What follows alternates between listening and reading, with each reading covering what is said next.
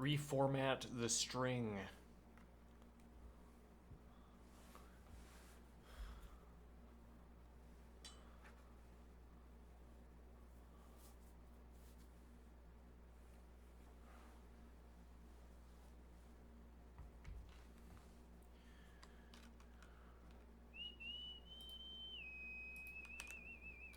You are given an alphanumeric string S. An alphanumeric string is a string consisting of lowercase English letters and digits. You have to find a permutation of the string where no letter is followed by another letter and no digit is followed by another digit. That is, no two adjacent characters have the same type. Return the reformatted string or return an empty string if it is impossible to reformat the string.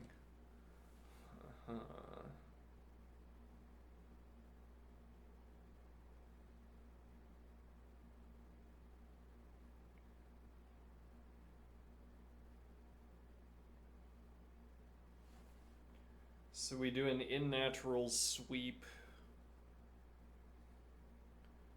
with an if.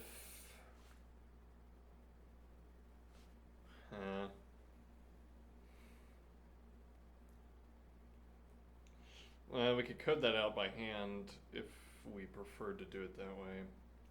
Well, I don't want to ask the if check. I want to take advantage of knowledge of... Or I only want an if check about a Boolean.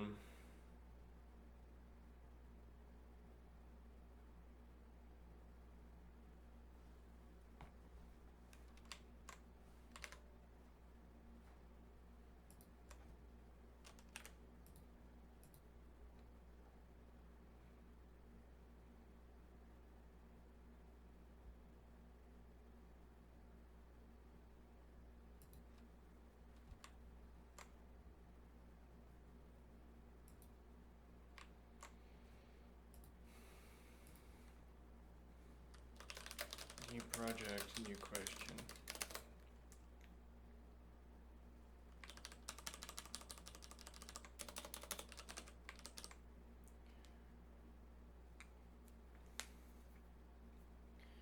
In this new problem, I need to scan a string.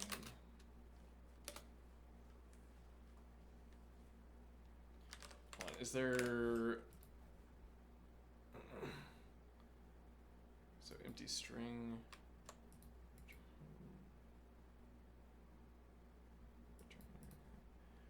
Fine, let's see. In this problem, I need to scan a string's contents with different rules for how to handle the even positions and the even and odd positions.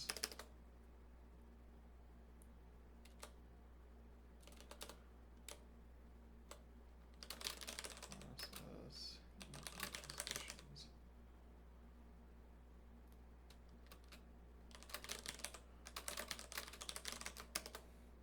In this new problem, I need to scan a string's contents with different rules for how to process even positions as opposed to odd positions. 3 possibilities strike me. I can run in natural a for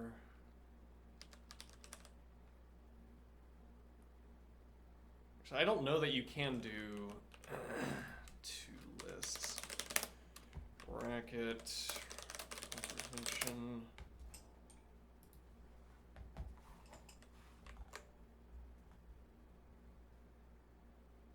for lists,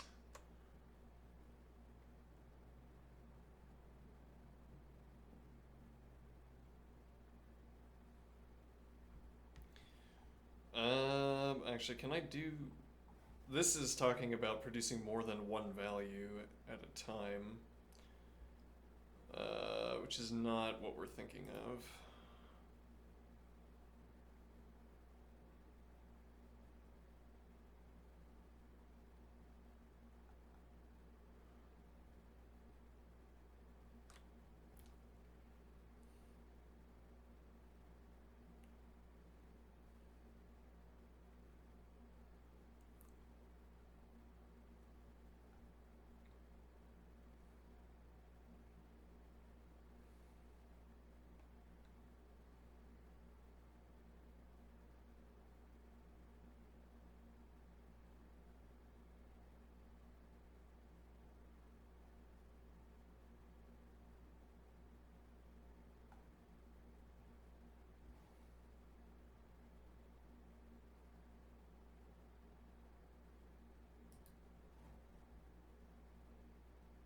Mm-hmm.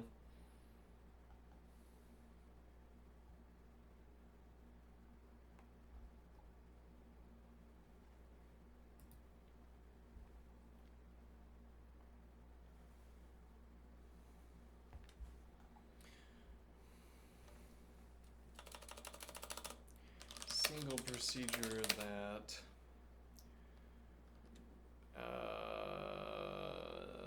asks whether the position value is even or odd. I can construct a single function, construct two functions, and encode the even odd status into the function. Encode the passage from even status to odd status into the pass from one procedure to the other.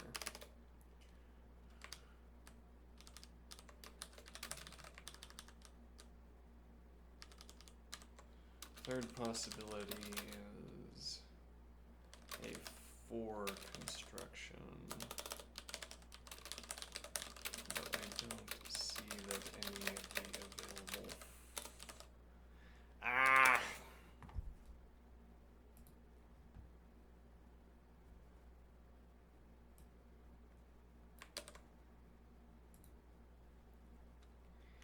I interrupt, I copy and paste and continue.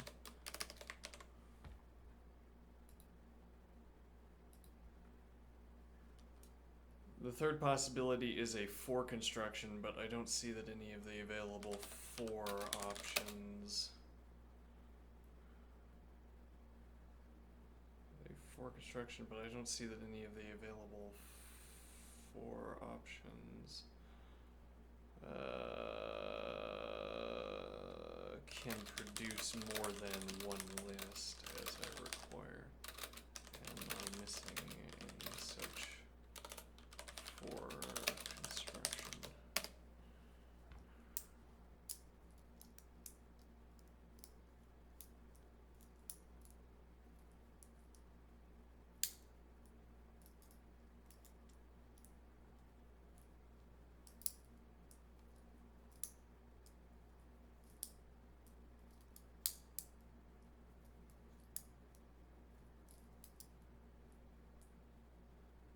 Okay. One pass with an even test.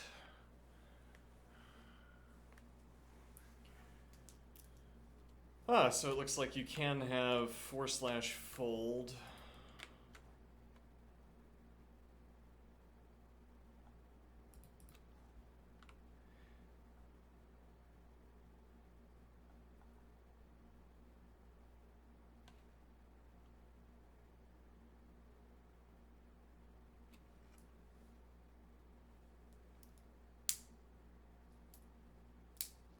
Okay, let's see.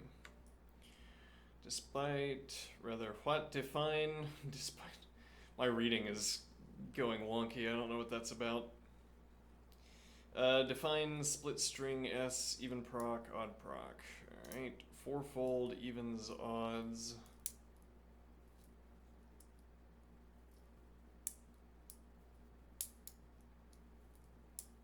If even I values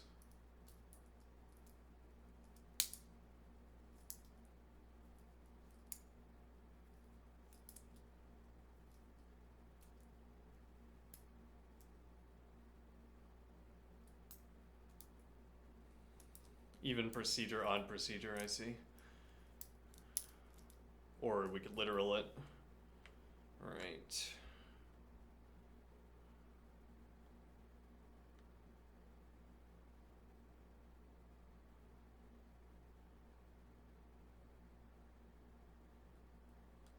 Hand-rolled mutual recursion toggle functions.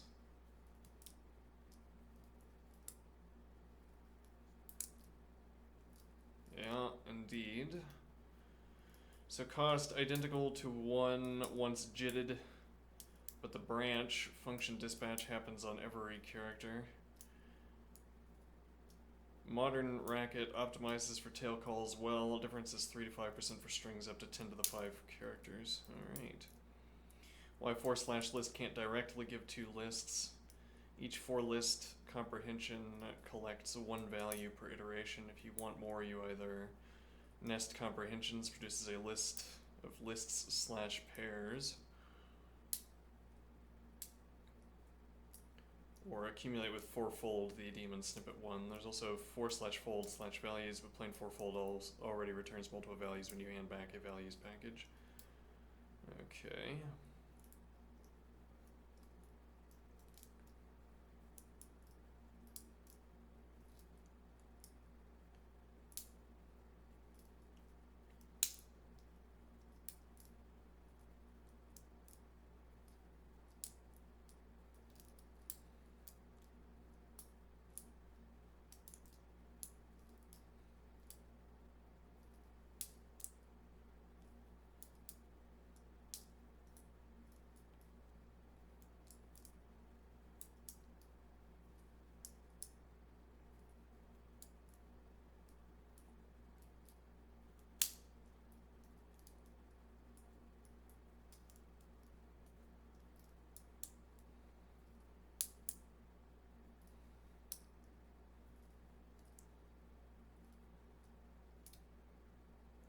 Replace even I with 0 bitwise and I1.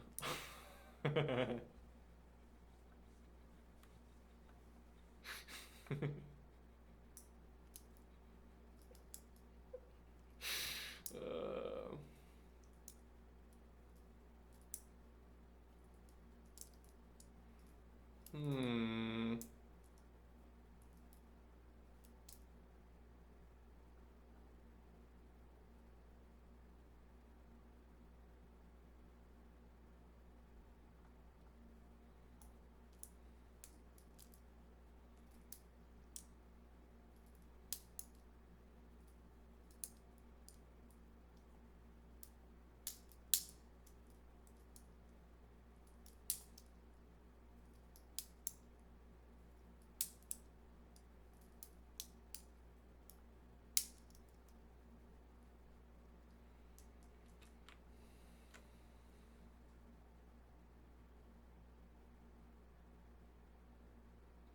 Alright, so for/fold, evens begins as null, odds begins as null.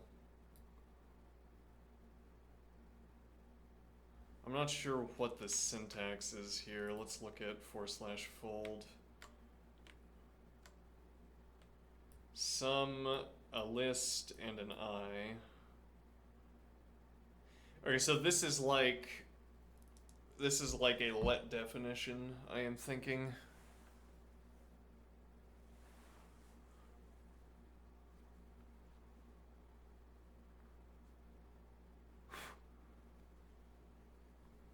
In that, unlike with fold, you're not required to choose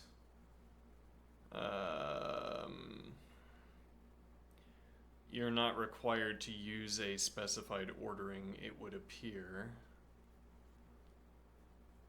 Well, let's find out. Do a little bit of testing on that. So if I take this construction, whoops.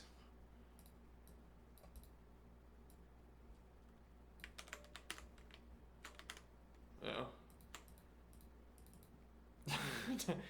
I don't even have the text editor open. Don't need it.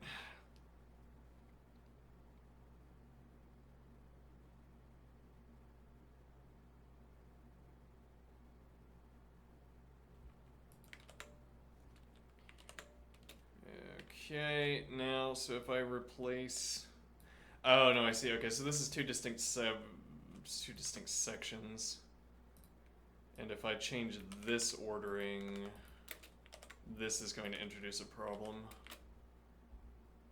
Well, no, it's going to change the out. Well, yes, okay, a problem, but not an error. Fine. Let's see. But okay, so I have two distinct accumulators.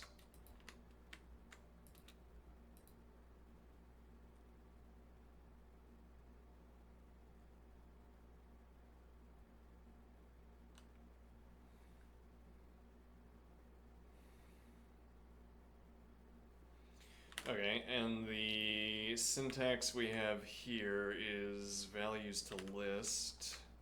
So if I did values to list on this construction, this gives me, never mind, that isn't real. Alright.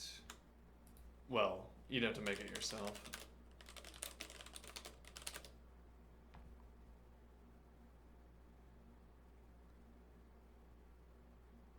Alright, I had a question I wanted to ask.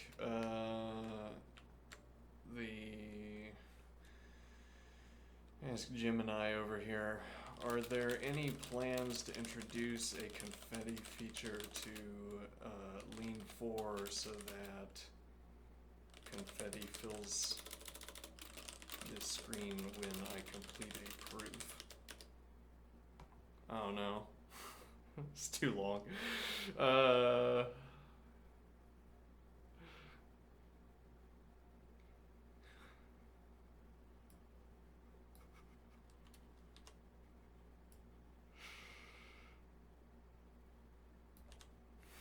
Are there any plans to introduce a confetti feature? Let's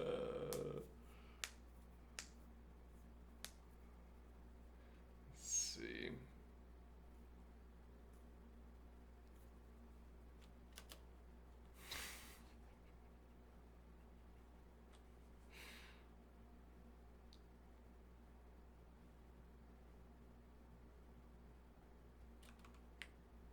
Fine.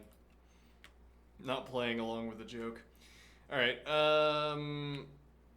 right, so we don't have values to list. We would need to define a helper function to do that, which would be quite useful. However, helper functions are inefficient, so we would never do that. Alright, so so we need to look up the syntax for define values.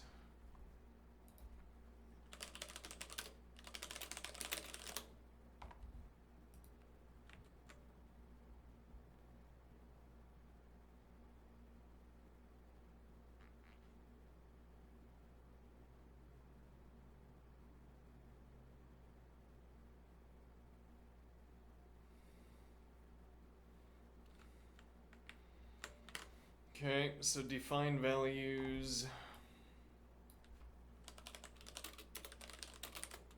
A, B, e.g. Well, okay, we can call this sum and this list.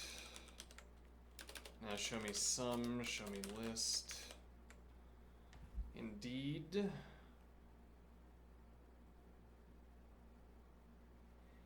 Okay.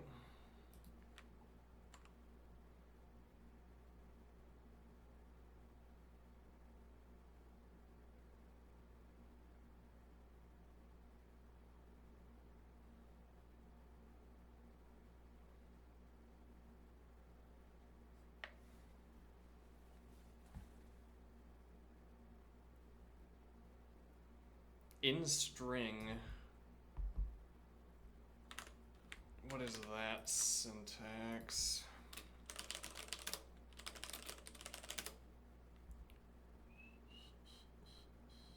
Actually, I think that would also be under comprehension, right? In string.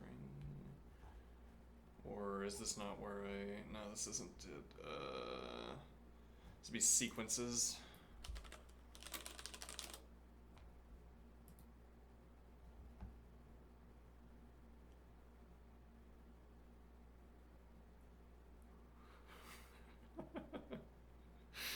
Are there any plans to add a confetti feature? What would that even mean? What is the confetti feature you want to see in Lean 4? When I complete a proof, I want confetti to fill the screen. I feel like this would increase my efficiency as a coder, as a prover, 5-10% even.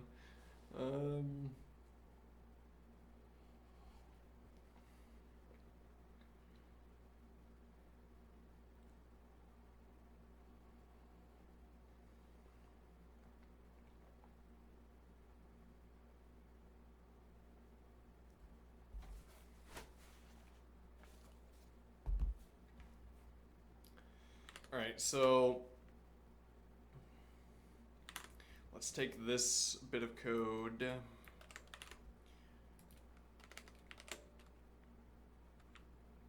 See what we can do with it.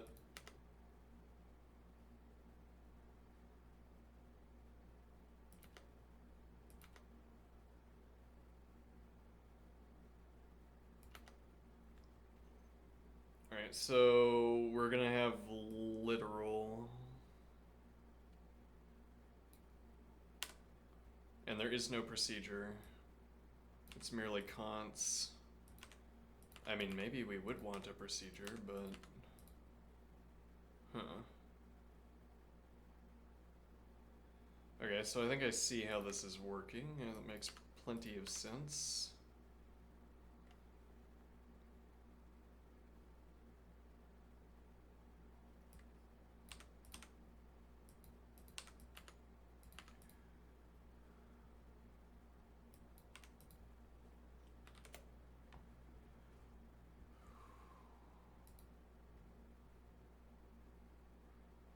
This is an effort to maintain some kind of alignment in the code.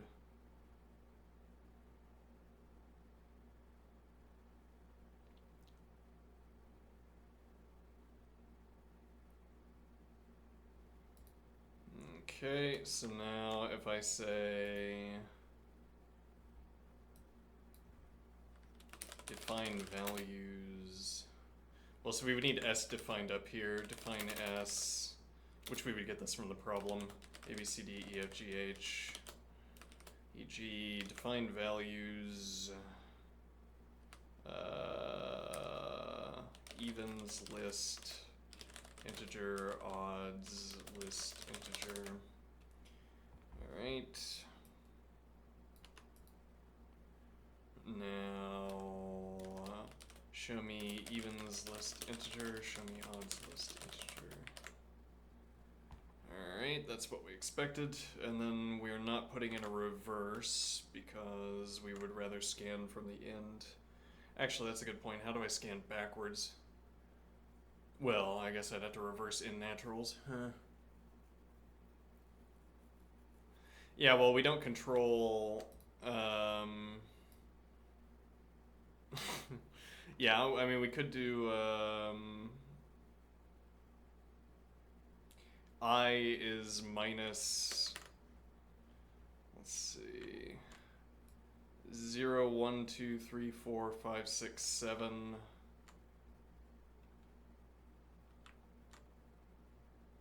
So, let's see here.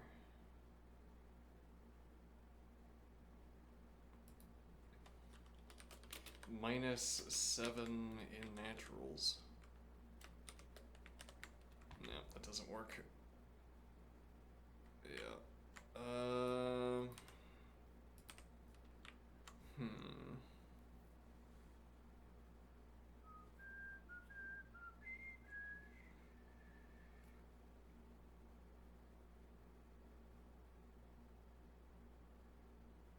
Well, yeah, we don't actually care about the order in this case, though in a different case we'd want a reverse in naturals, which we can't have because we'd have to start at infinity. We'd have to do range, like reverse in range.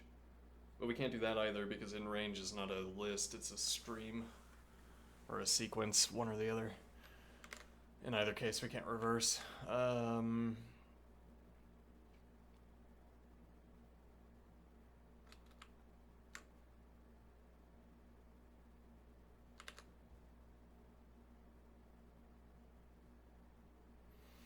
Alright, so this is how we split up the evens and the odds. Alright, and then what do we want to do with that?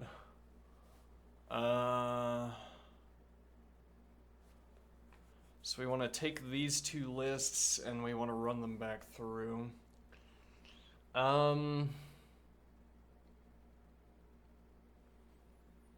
It would be difficult to tell which of these is more efficient.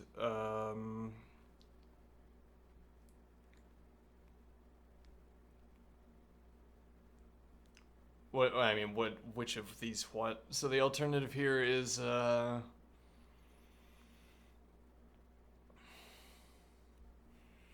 actually, hold on, there's another point here, which is that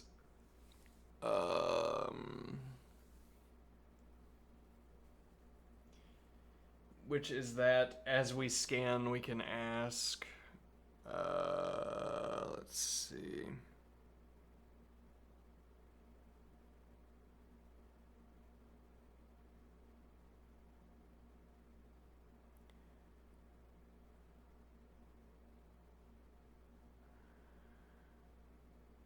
Let me think here. So we could keep counters for the even and odds.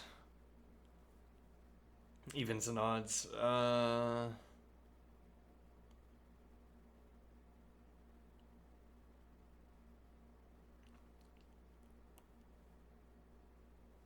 Let's see if we can edit this.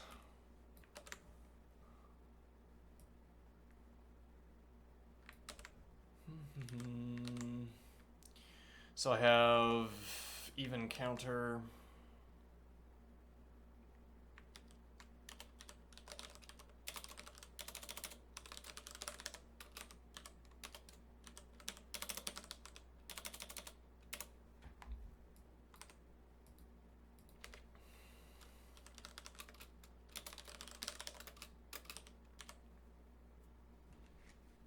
Okay. I'm not sure how I feel about ad hoc rules, formatting rules like this, but yeah. All right, now let's see. So values, evens, add one, evens counter, odds. Okay, and then here, let's see.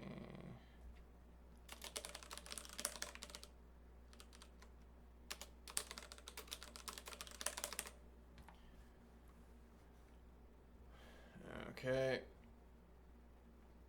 And now we have evens counter, odds counter.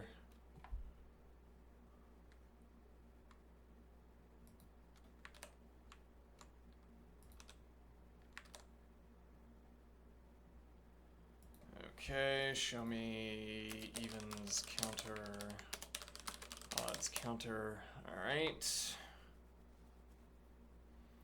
So now we take this back with us to the main. We create the main. Okay, let's see, define values.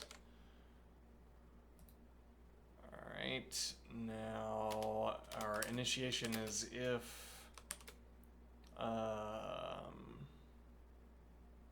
so actually, if I do let values instead, does that also work? No.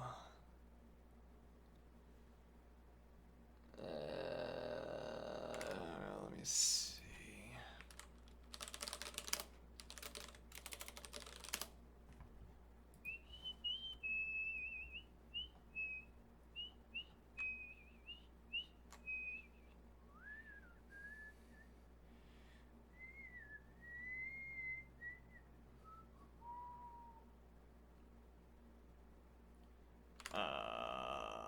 Okay, so if I did... Seemingly that just tells me that I need to enclose these more thoroughly. Is that enough? No? Okay. Is that enough? No? Okay, that might not be the solution. Open paren, bracket, and then list of names. And then without closing the function that produces the values. And then the output formatting. Let me do this.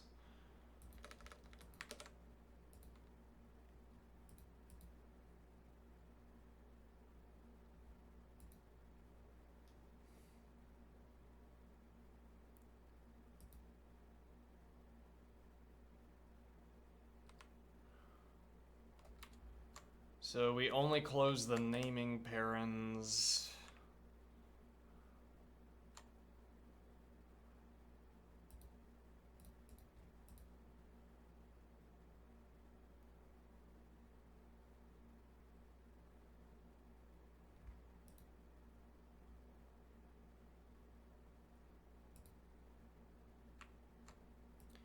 so if I put a bracket here and then a bracket down here, and then we close let, and then I ask for these things. No. Okay.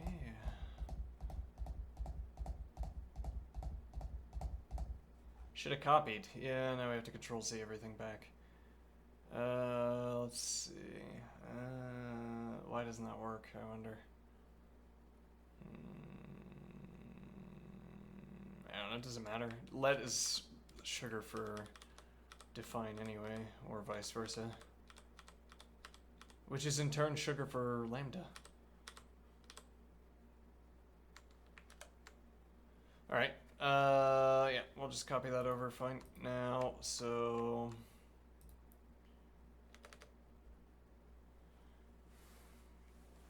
what do we want here? We want define, no wait, hold on. Right, so we say if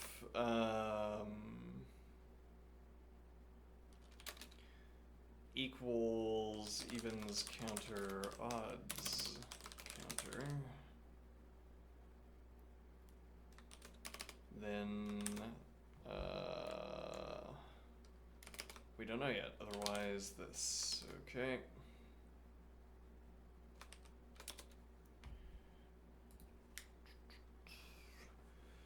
So now this will be a call to fill string function.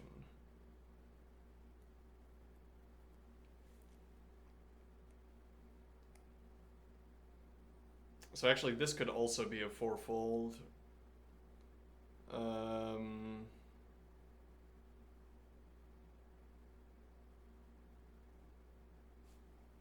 Wait, hold on, we might have missed something here.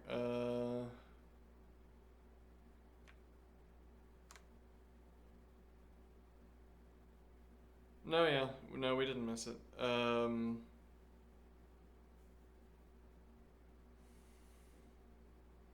This doesn't have the predicate check. This only has the termination check. Okay. Fill string function.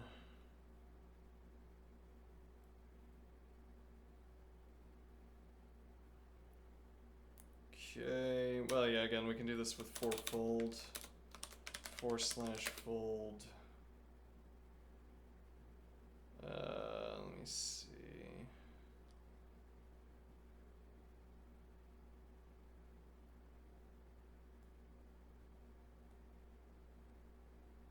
Wait a minute, there is a critical misunderstanding here.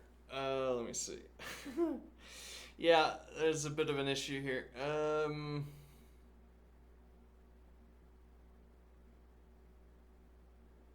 Okay, well, we are going to need this machinery for...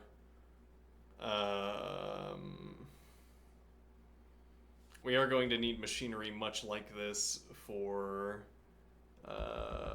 filling in the string, but we don't need it to parse the string. Well, actually, we're also going to need a fourfold machinery for...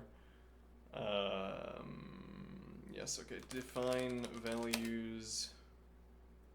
So this should actually be letters list char letters counter numbers list char numbers counter. Okay, /fold letters list char.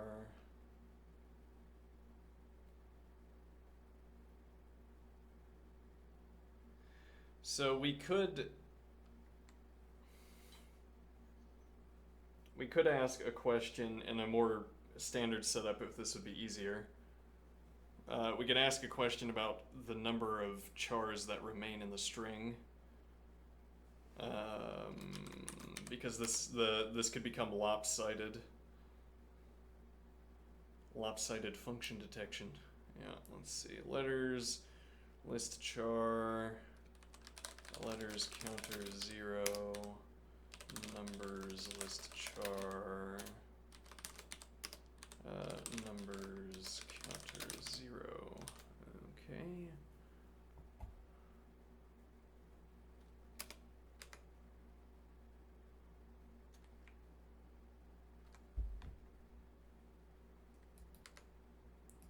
Why is that different?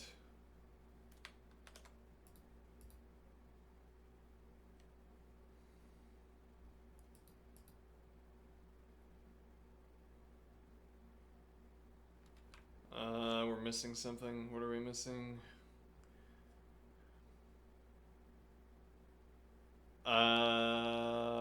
This is a separate, right? Okay, so we'll have.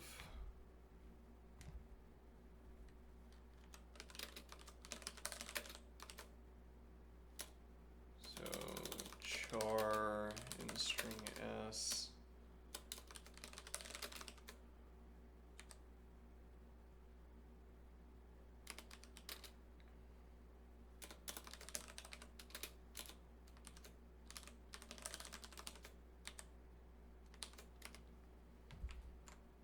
Okay, so if char alphabetic I, let me see.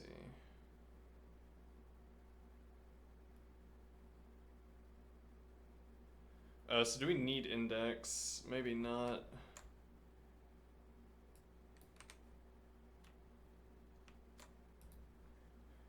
Char alphabetic, char, then values const char onto letters list char, add one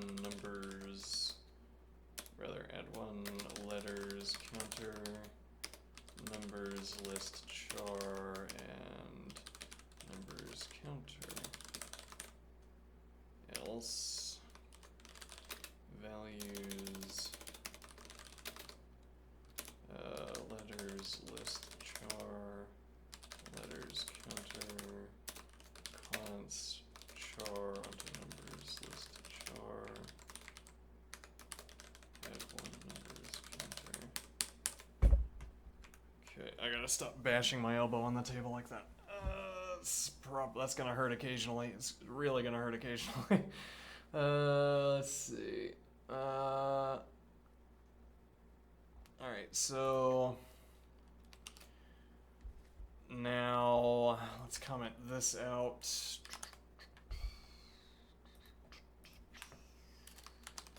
Actually, let's just take this over to another tab. Okay, I have the string here. Alright, now show me letters list char, letters counter, numbers list char, numbers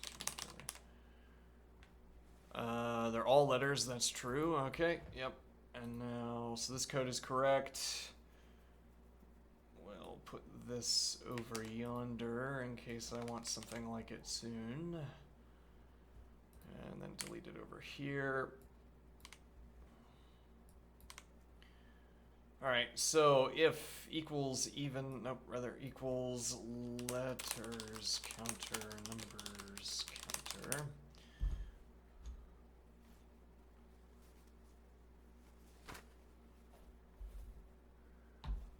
What time is it? Alright, if equals letters counter, numbers counter, then run fourfold something. Yeah, this is gonna be.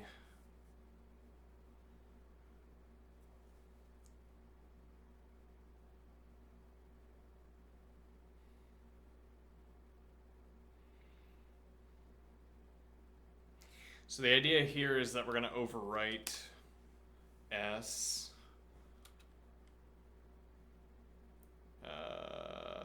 Okay. /fold S. And rather than allocating a new string. Okay. There is a way to build a string manually that doesn't involve allocating a string and then filling it. But I don't know it yet. I'm not going to bother with it for the moment, so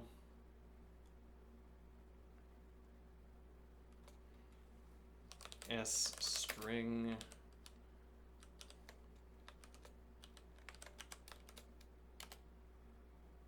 okay, that is the receiver as up here, and then in naturals in range. Let's see. Index in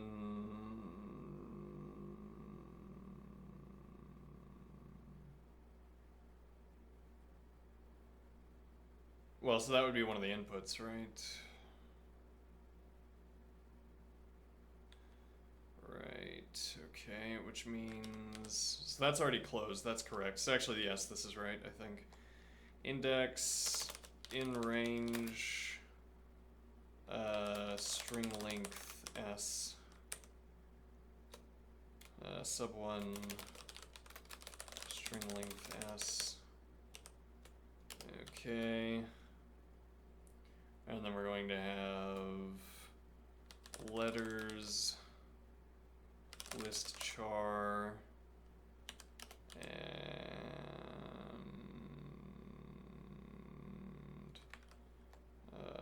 let's see, letter char,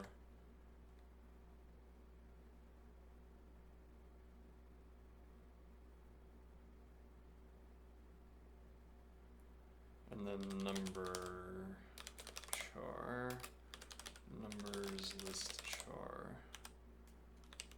Okay, now if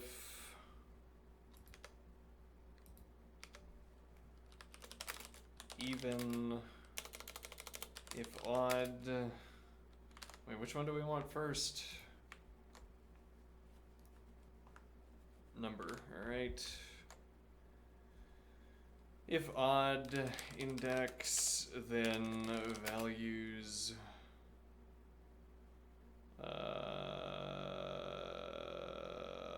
no, it would just be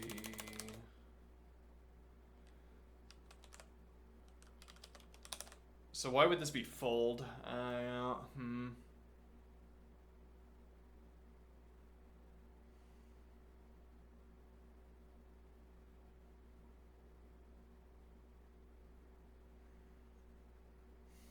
We can see if it works, but I think for each, because we're only doing side effects here. String set. Actually, I think specifically this won't work. Yeah, we might have to do this differently. If odd index, string set s, index, number char, else string set s, index, letter char. Okay.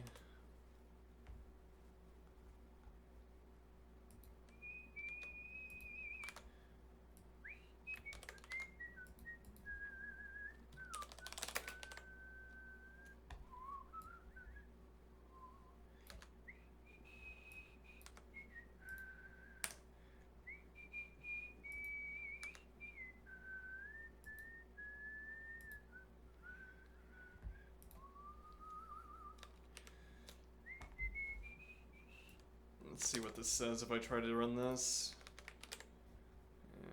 Okay. Well, let's see if this,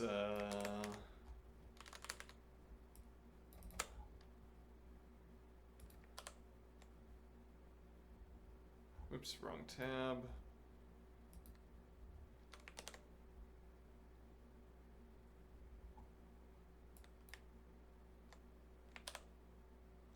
Okay.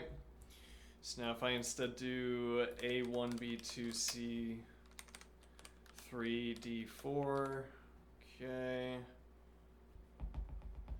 Expect, so string copy.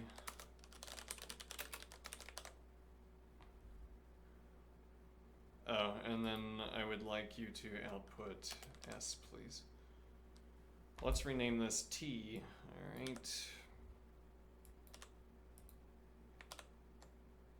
Works.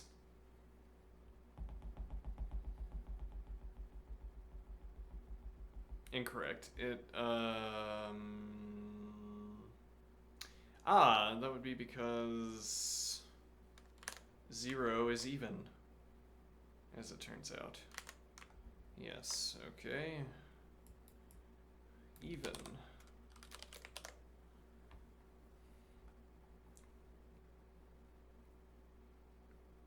Now the alternative way of rendering this solution would be that we try to do it in place. We try to do it as we go along. And that would be easier to put an early termination in.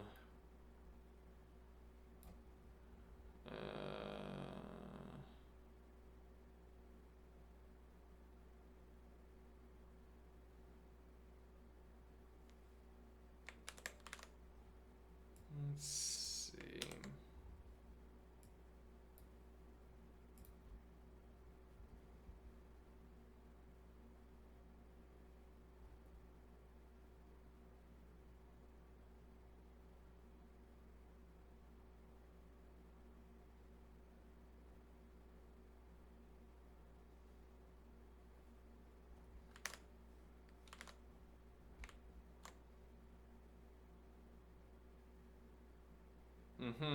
Somehow we got 2 copies of 2. How did we do that?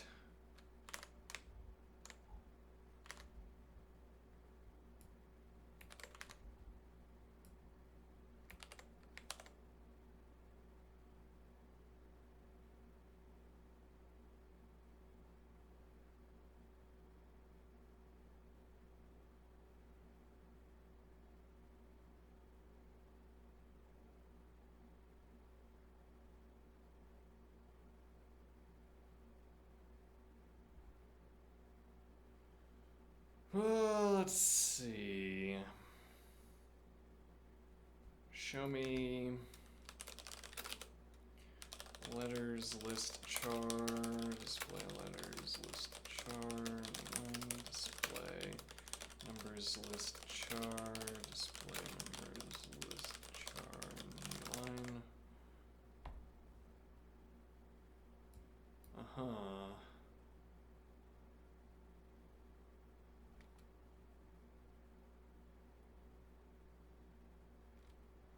Wait, so if I do index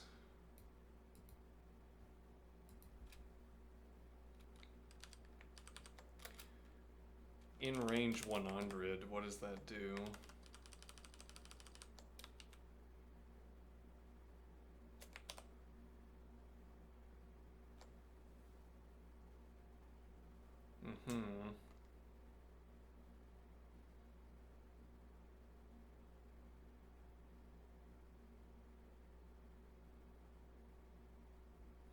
Where is that getting the extra 2 from?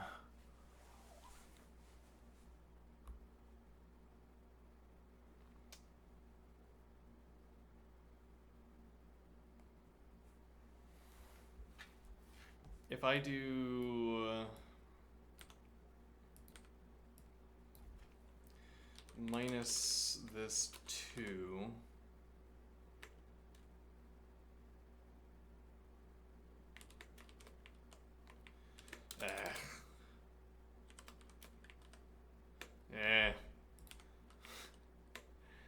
still does it.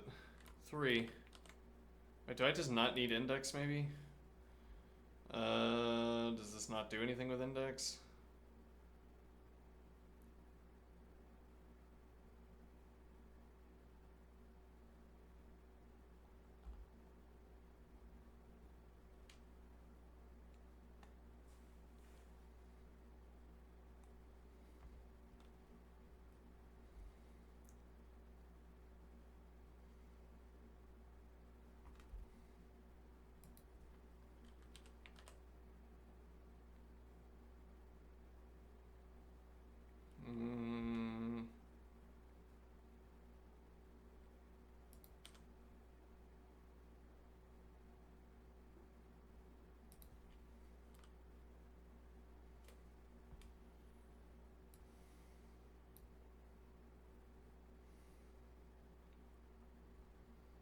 Weird.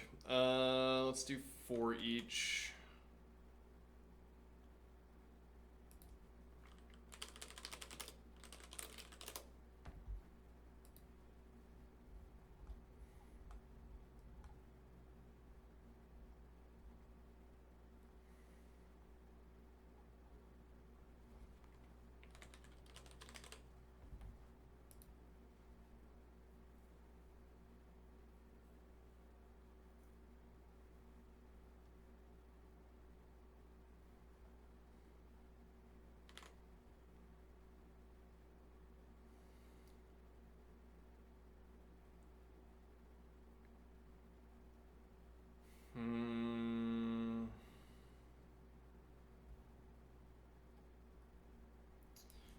copy this over. What a bizarre... Oh, is the point that it's not... Oh, no, I think I understand. So I think the idea is that we remove the sub 1.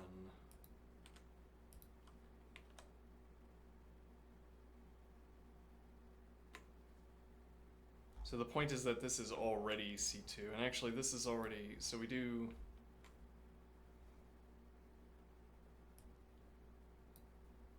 No, that doesn't make any sense either, because we have 2 at the beginning, then we have B, why don't we have C? And then we don't end up getting to A.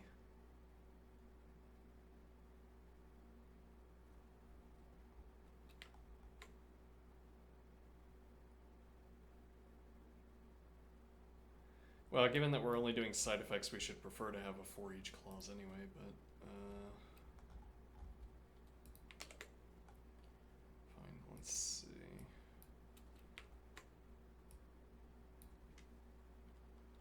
For each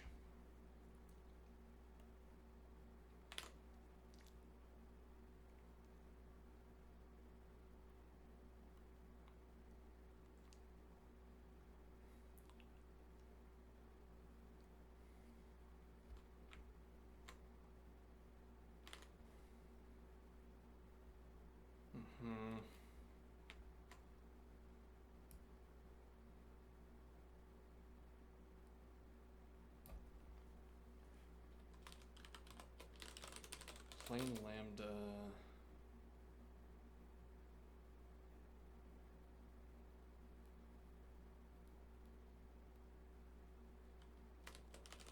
index.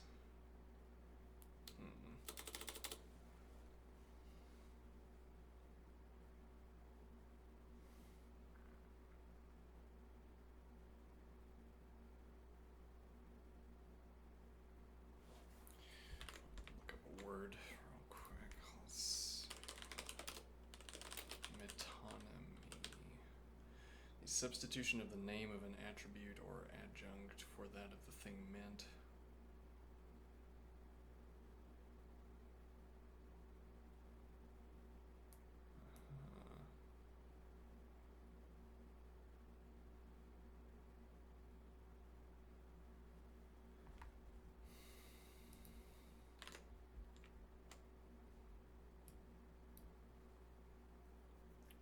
Trying to think of what word I want to say. Like, this is my stand-in for running unsafe.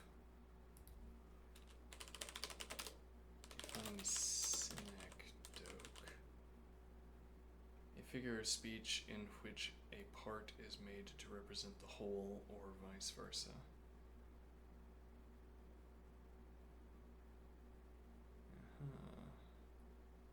Maybe.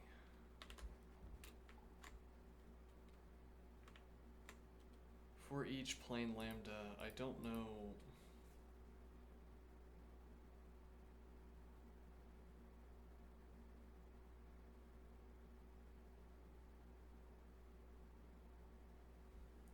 Might be argumentless. String set.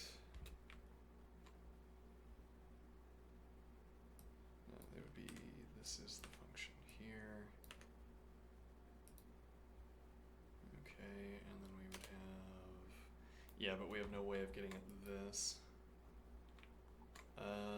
But then it should be like index, number, letter,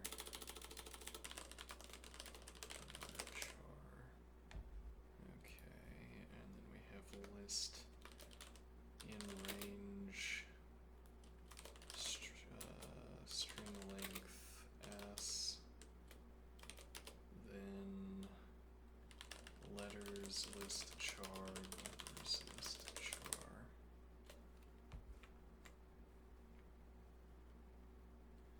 Okay.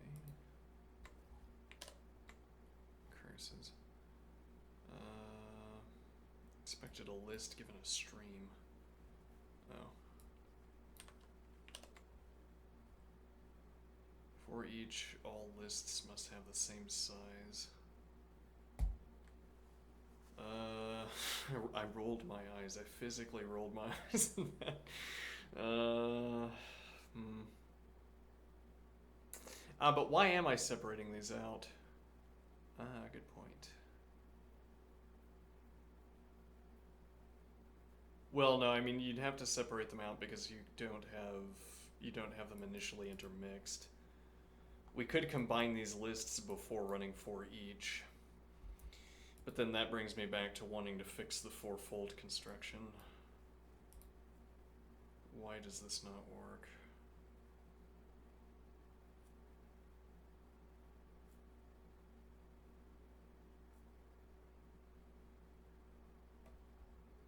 So the string is initially A0, B1, C2, and we have 1C2 at the end.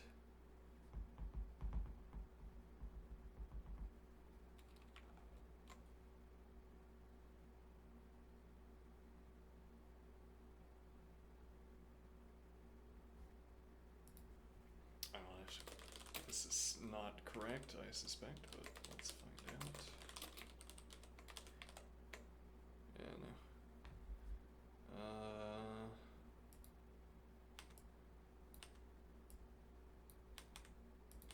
Hmm.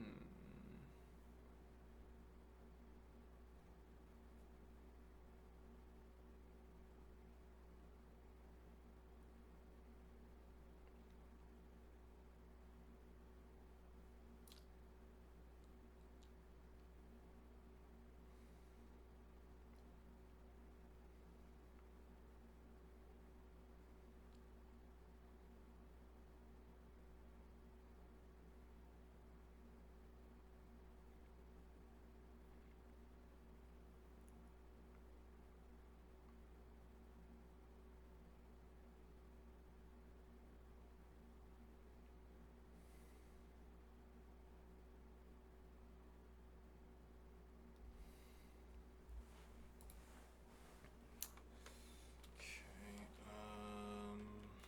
Begin display index line display.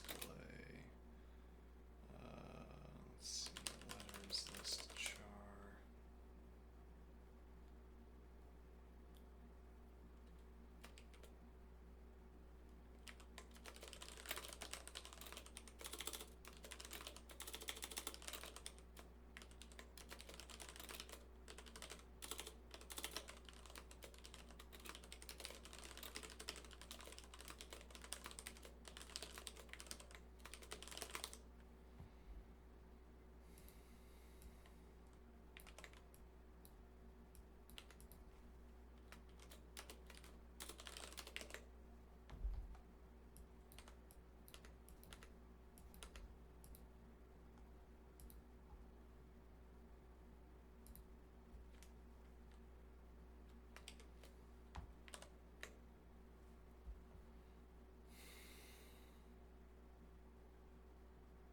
So yes, it is cutting out early.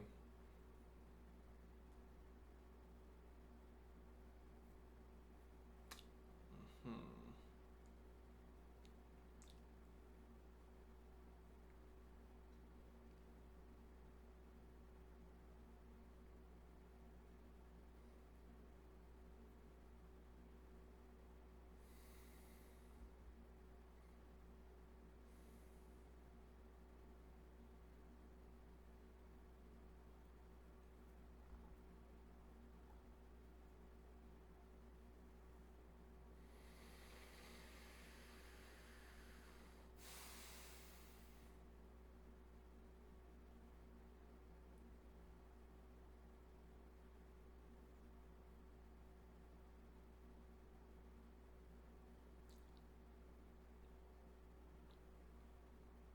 And why is it doing that?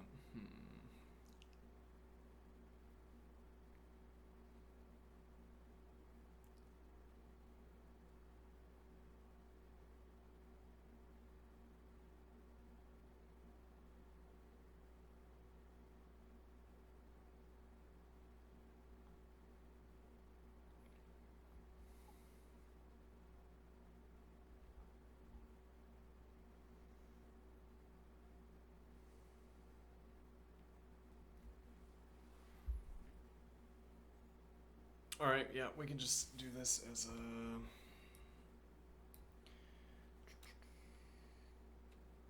We can do this as a not a fourfold operation. If do string weave function s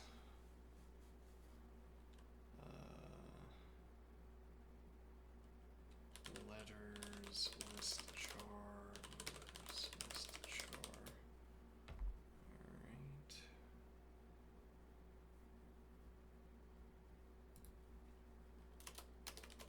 Define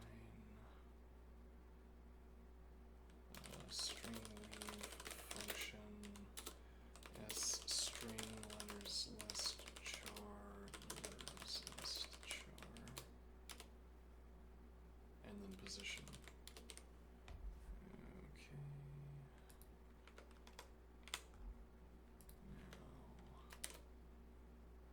Now, we start with numbers. So cond null letters list char, then return s string. Otherwise,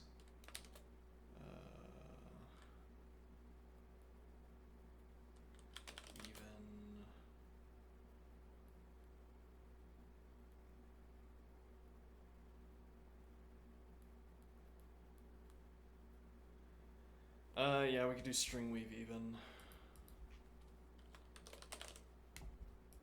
String weave even function. And then the idea is that we don't need this null check. And we don't need this check either. Let's see. Oh, but we could also just do, we could do 2 sets at a time. Cond, then actually just if null numbers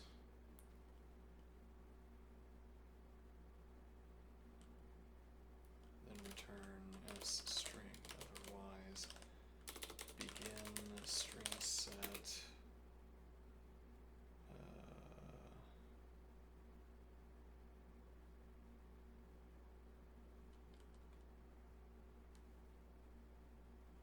string set as string, it should be index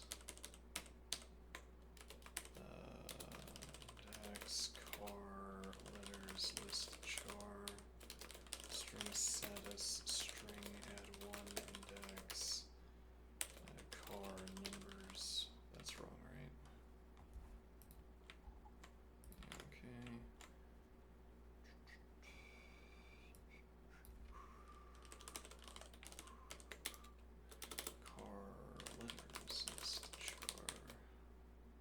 And you only have to ask about one of them. It also doesn't matter which one you ask because they're going to null out at the same time. Alright, let's see. And then string weave. Now we can remove that. String weave function as string cdr letters list char. Cdr letters list char. And index plus index 2. Alright. That is acceptable. Okay. I think. A permutation of the string. Alright. Not a specific one.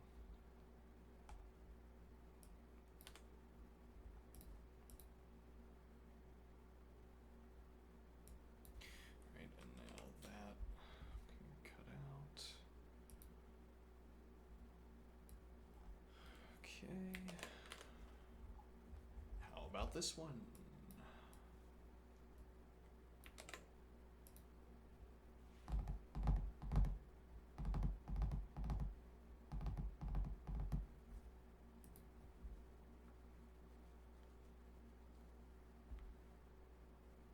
Wrong answer.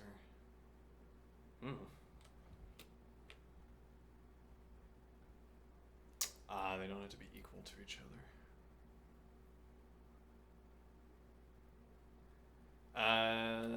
Yeah, we also don't require... Okay, yeah, that's not a problem. Okay, so...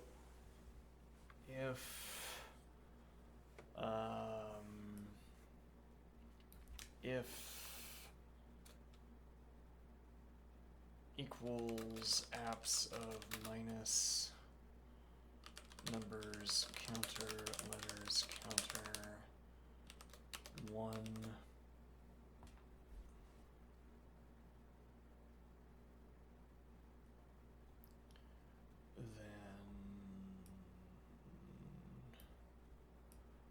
so we have to put the list with more elements. So this should be a sub if greater than numbers counter letters counter, then so we're working on letters first due to an erroneous supposition that it had to be Wait a minute.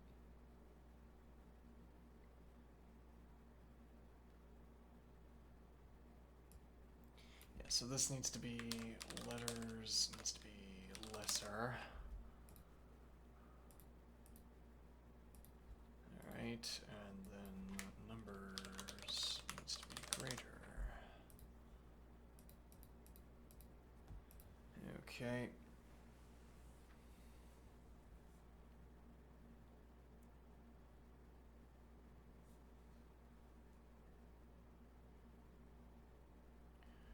And now null lesser list.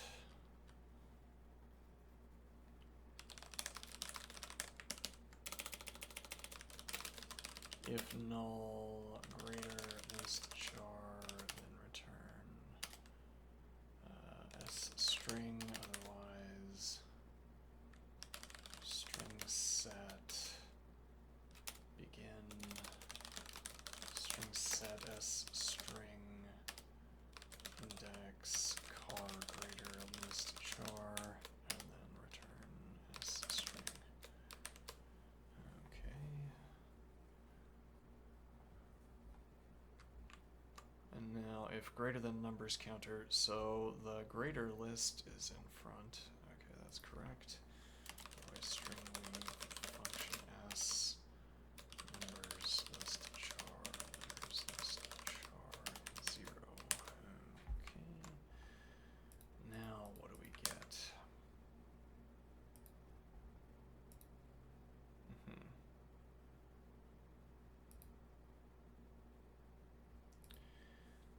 Okay, let's see. Display apps of minus numbers counter letters counter 0. If less than or equal to.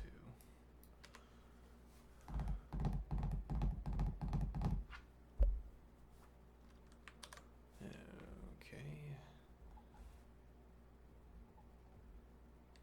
And now let's see. Put that up here.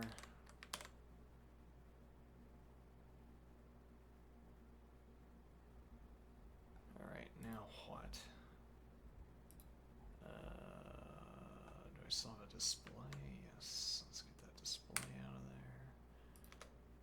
Alright.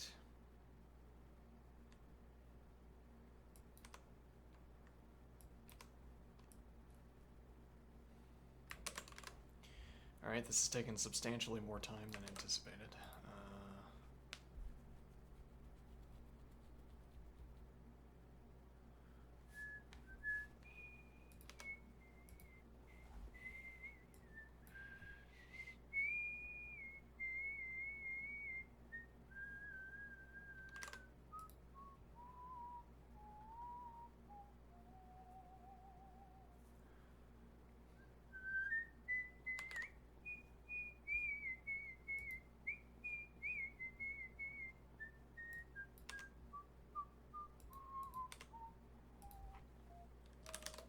Bracket 0 milliseconds.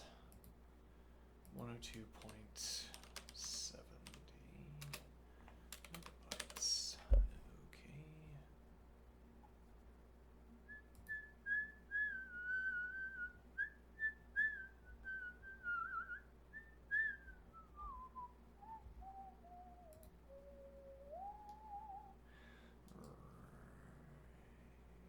We're supposed to. Yeah, now I have to scroll back through.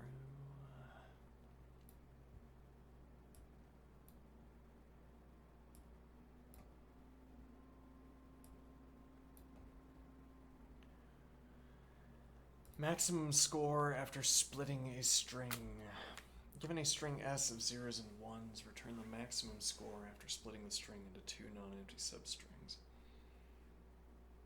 i.e. left substring and right substring.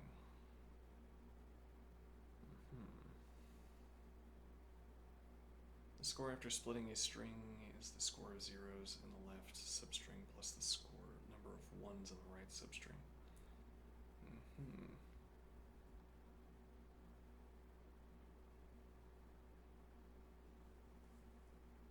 Interesting.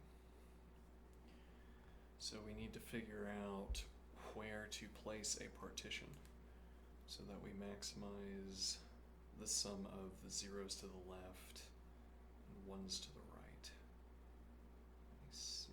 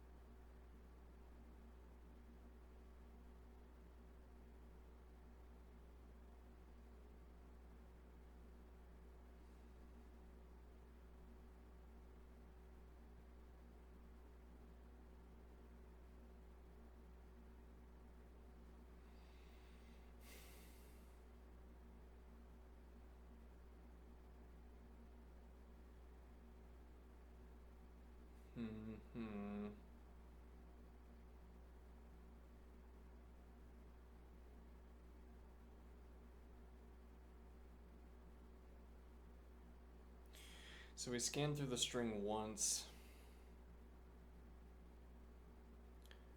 and this gives us a count of zeros and ones.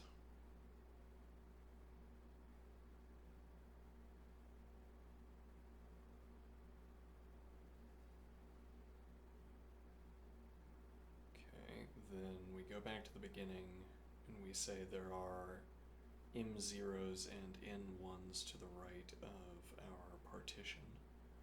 We shift the partition to the right and we adjust according to whatever element we're looking at. We adjust the totals and we keep track of value to the left and value to the right. There isn't an early stopping point.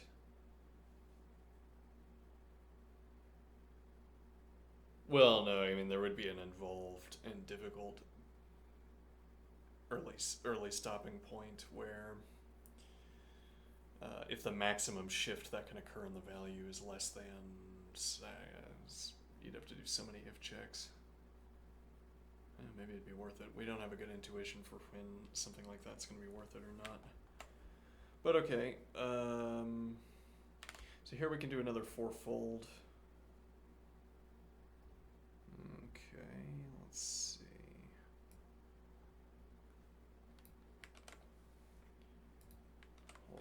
this was problem.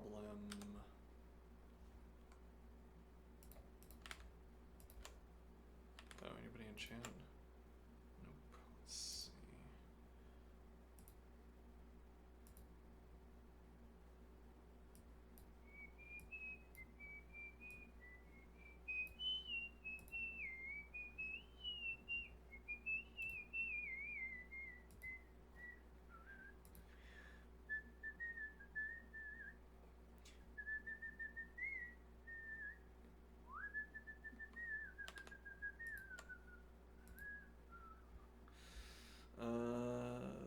Let's see. So if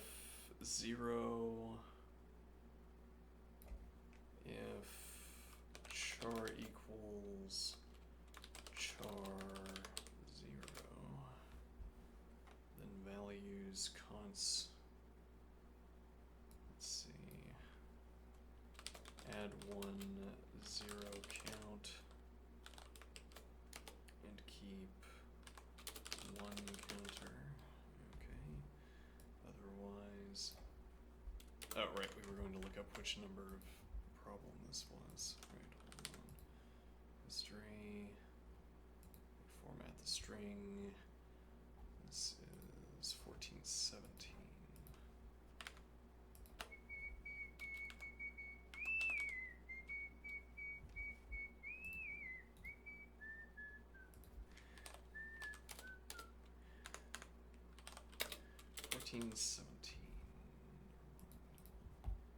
Let's see.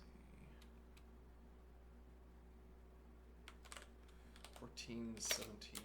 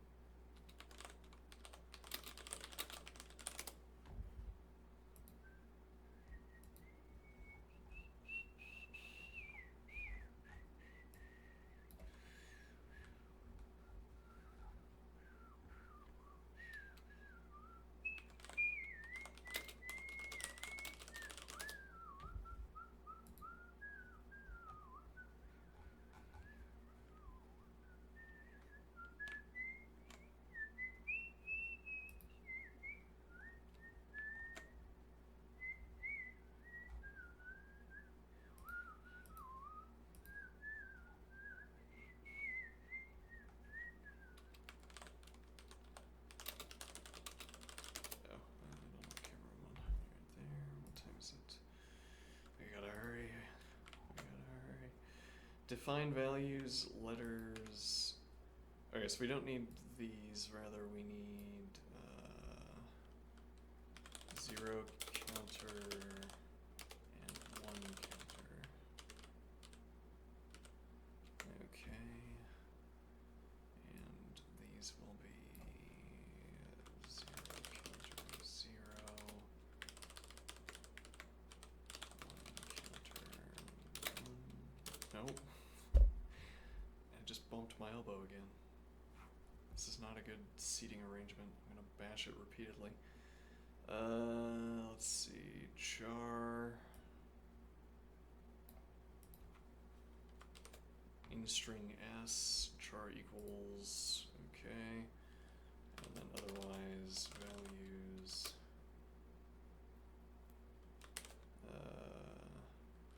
0 counter and 1 counter. Okay.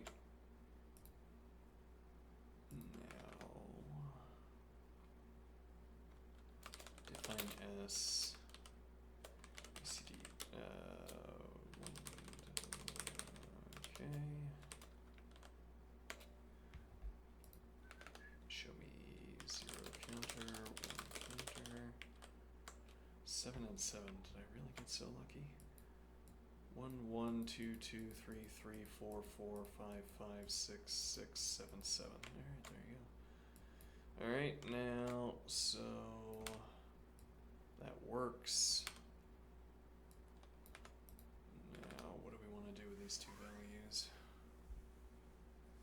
Okay,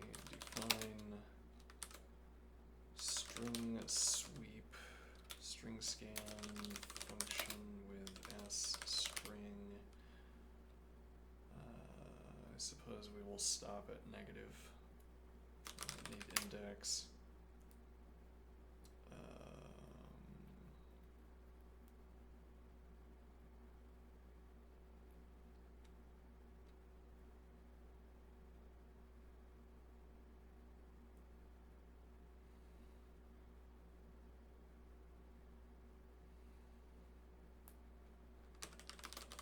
Max sum.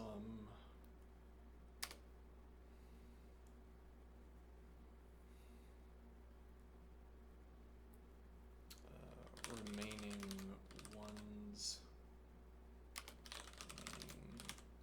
Zero.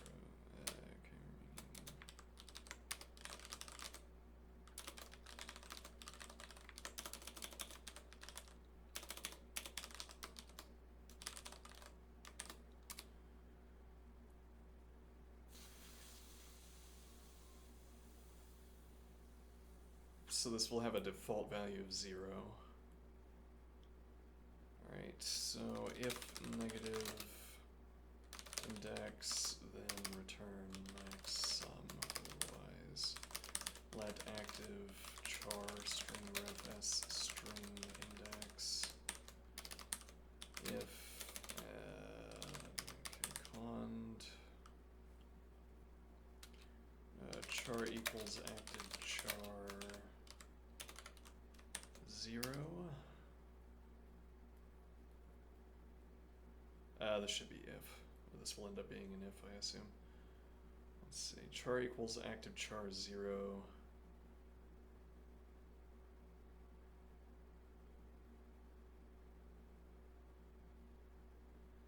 Then string scan function with s string index sub1 index max sum.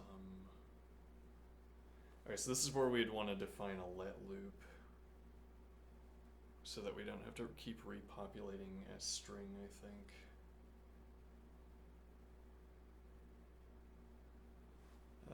Char equals active char 0 string scan function with s string sub1 index max sum sub1 remaining zeros. Do I care about remaining zeros? Yes, because I have to have that for calculating a new sum. One's integer. Okay. So we'll make this an if expression. And this does something clever where we only have to ask about the max sum. Actually, no, so this should be cond, right? For that very reason. Namely that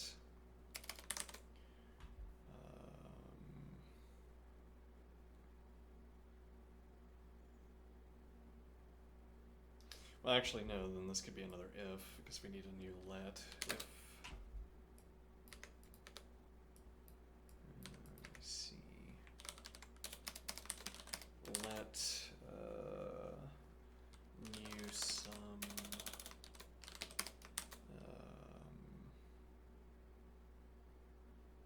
actually let star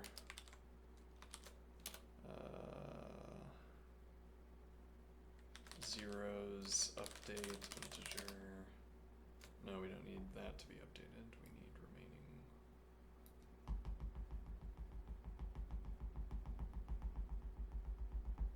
Alright, so actually we do need another argument.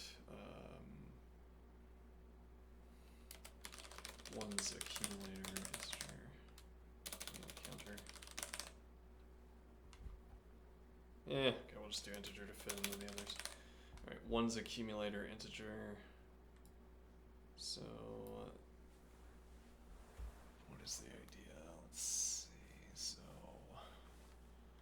one's update integer, add one's accumulator integer, and then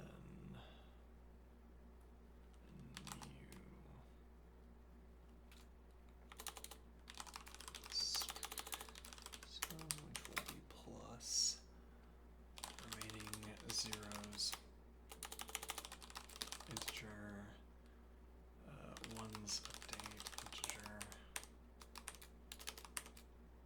if greater than new sum max sum, then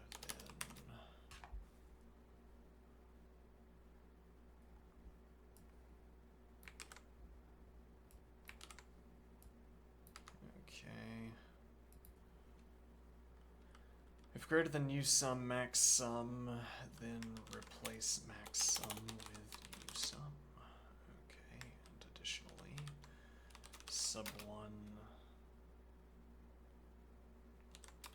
remaining one's integer and one's update integer.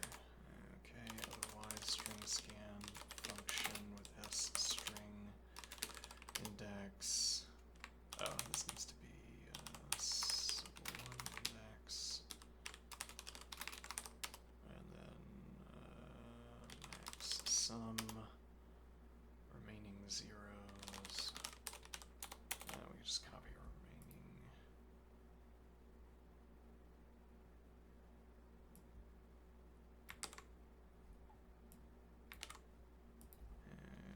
Okay.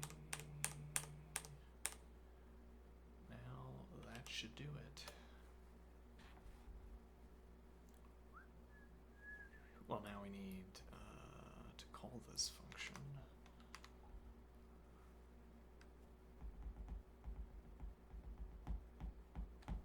Wait, are we trying to return the sum or... Yes, I think. The score, yes, okay. So,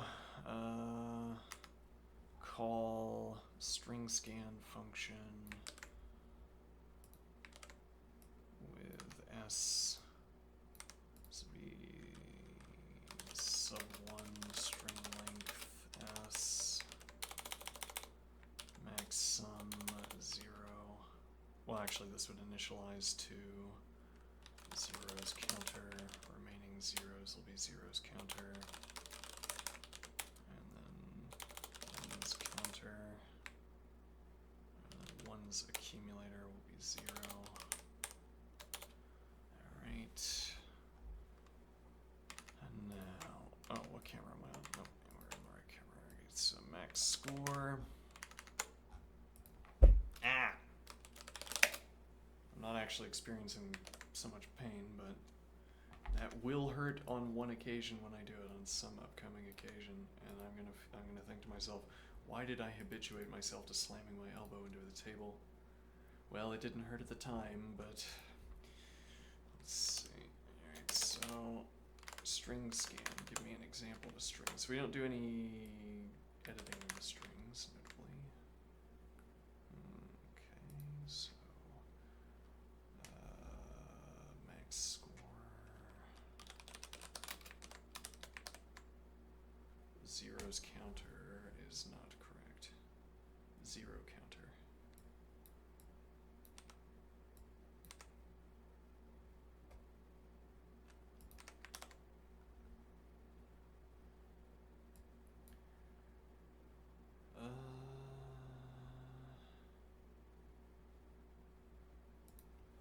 One's accumulator. 5, that is correct. Okay.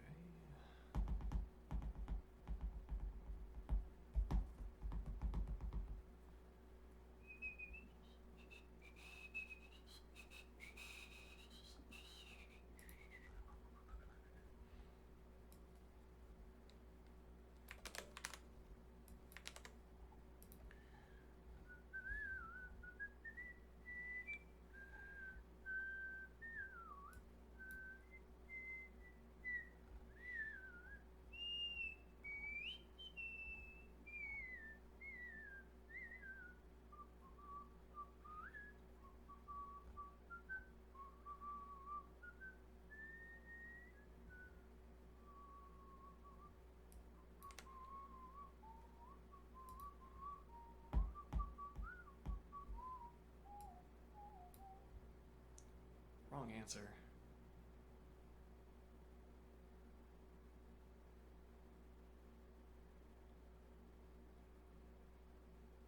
Oh, 2 non-empty. How annoying is that to fix? Let me see here.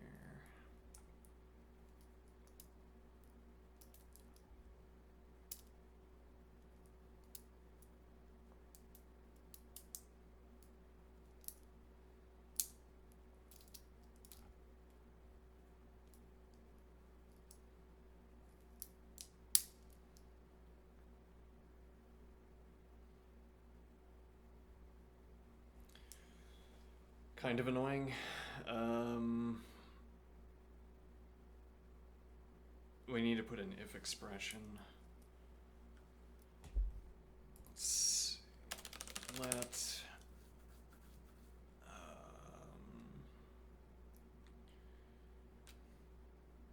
yeah, okay. S length, string length S, sub1 string length S, last char, string ref S, S length. Alright, now if char equals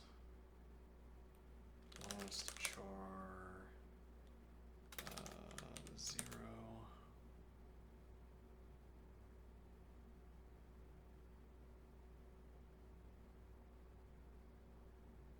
then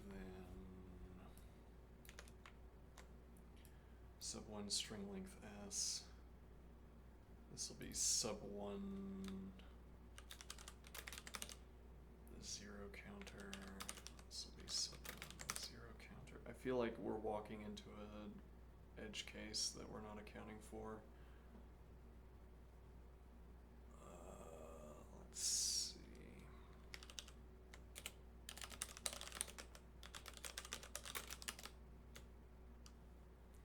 So this is going to be sub1 S length.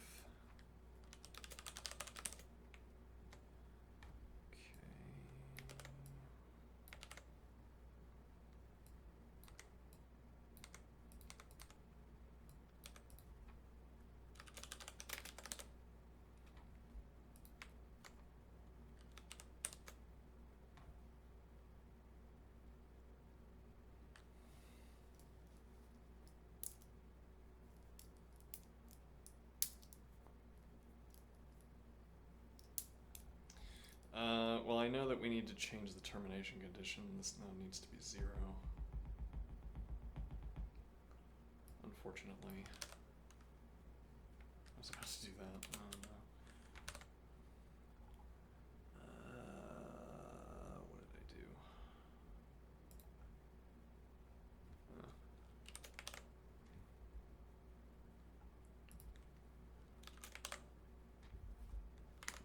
Okay. 1, 1, 1, 1.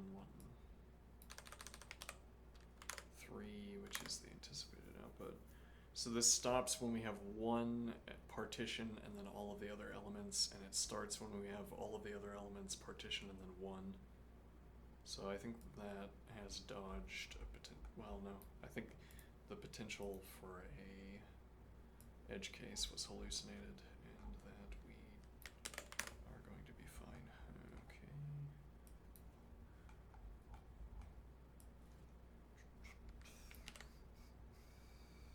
Alright, now we need to figure out how to do.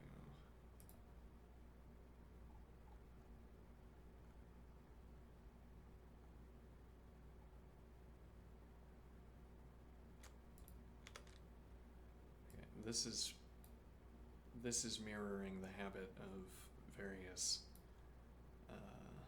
Asian stream viewers who will occasionally write this number, not the habit of various other people. Okay, maybe I should just not do that since I'm not an Asian person. Maybe too late here. We have the wrong answer. Now it's not too late. Now why is this wrong?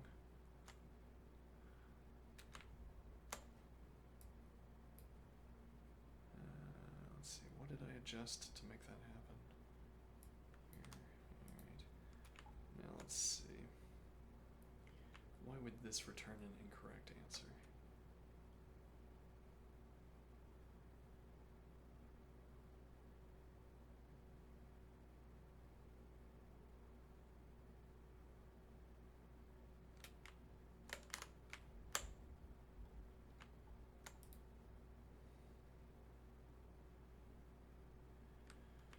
So the last char is equal to 1.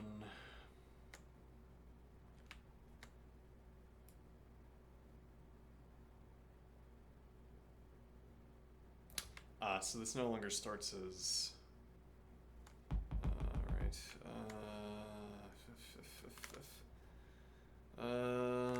This now starts as... let me think. Hold on. What is the max? What position is that in? Third. Alright, so we're gonna do plus sub 1 0 counter.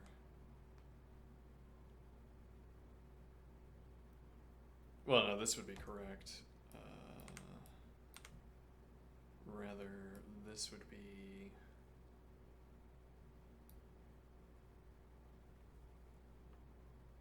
plus 0 counter 1 counter. No, this be rather add 1 0 counter. Okay, so this is 0 1 0 0 1. This now outputs the value of 4.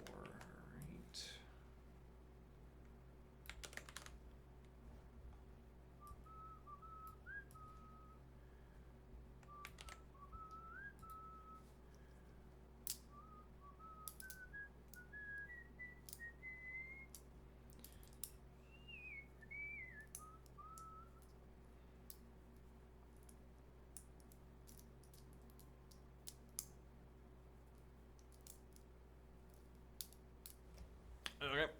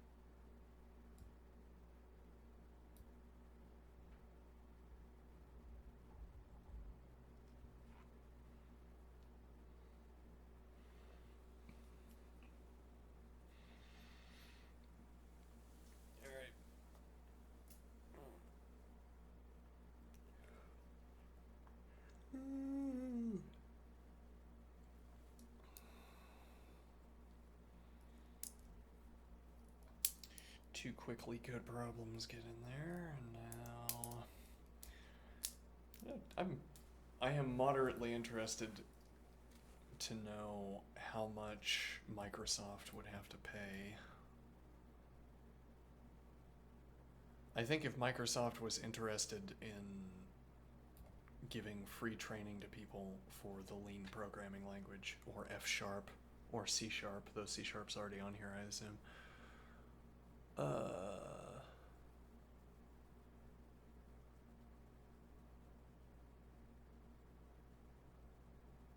They would do it themselves, maybe.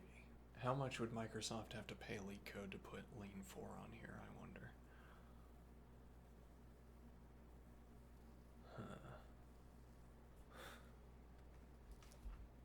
So that I could...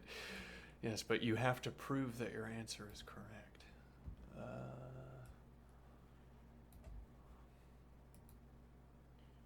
Alright, so I'm going to take a break here. When I return, well, I suppose we'll be trying again at this activity. Alright.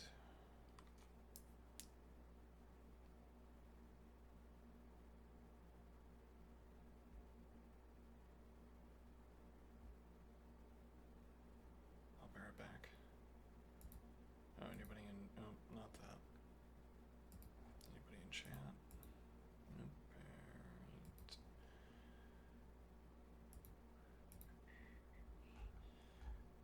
Alright. Oh, what problem was this?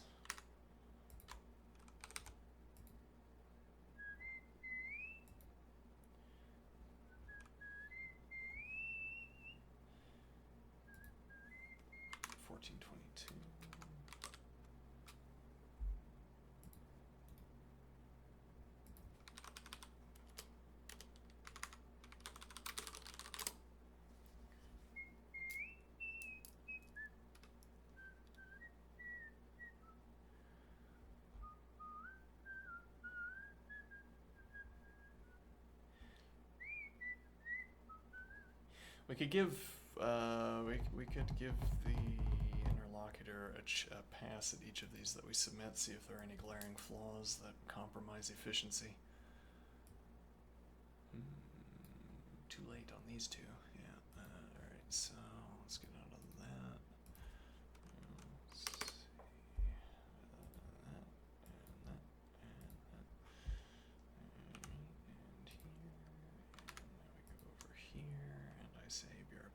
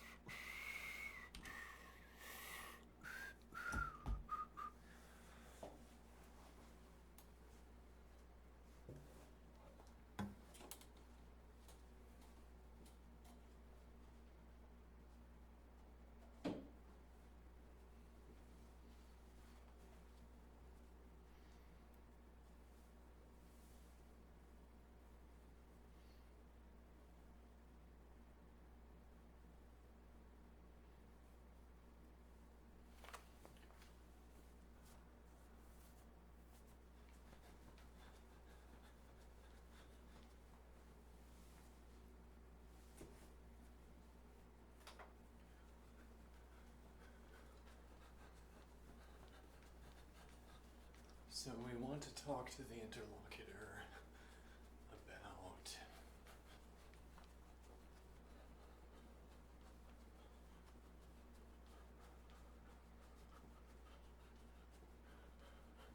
yes.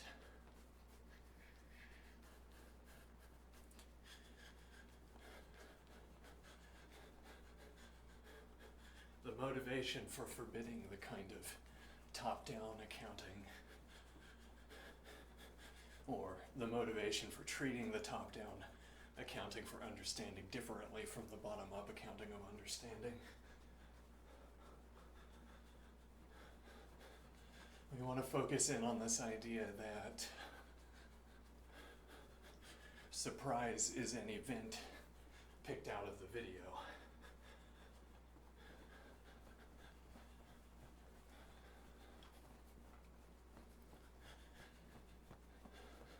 Suppose our task is to parse video feed.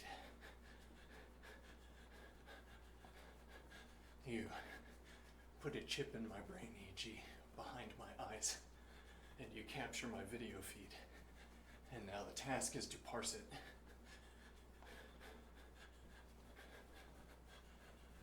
You want to know what objects I picked out of my environment. And now a sort of naive way to do this would be to say, well, the solution to this problem of discerning what objects I picked out in the environment is to watch the video and see which objects I pick out of the environment. Yes. What do I mean? Well, we just watch the video, and then when the person picks up a cup, for instance, that's picking the object out of the environment. No.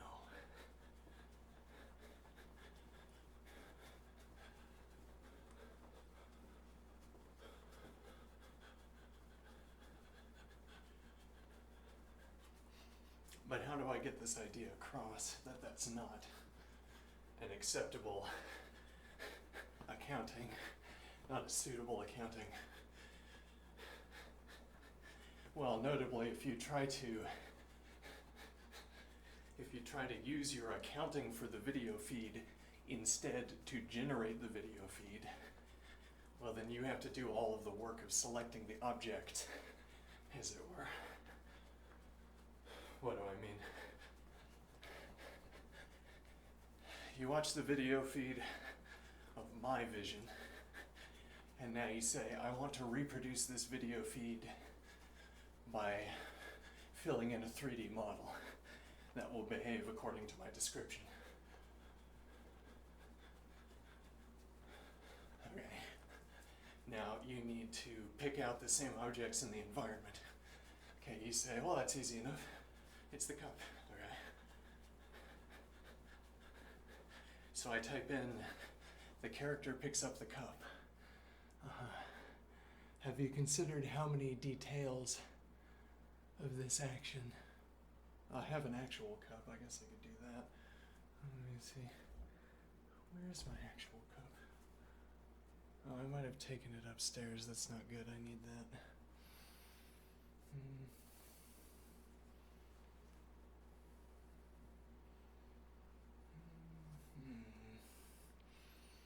No, I can do without it for now. Well, this is a cup anyway.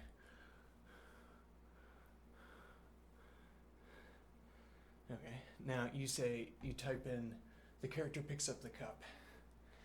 Okay, and then, in fact, rendered in the three-dimensional grid is the depiction of the video feed that would arise. And you generate the video feed using this description. Okay, there's the video feed. And you say, well, there you go. It fits my description. And then I ask, well, it's true that in both cases, the video feed is of a cup getting picked up, but it wasn't the same in both cases.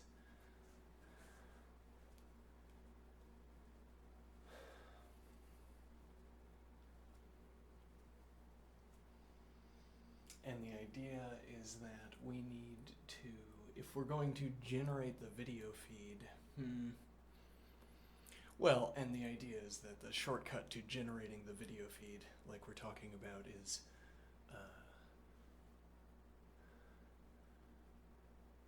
having a robot navigate an environment, I suppose, with a video camera. And then we don't have to do the CGI work of generating the image, as it were.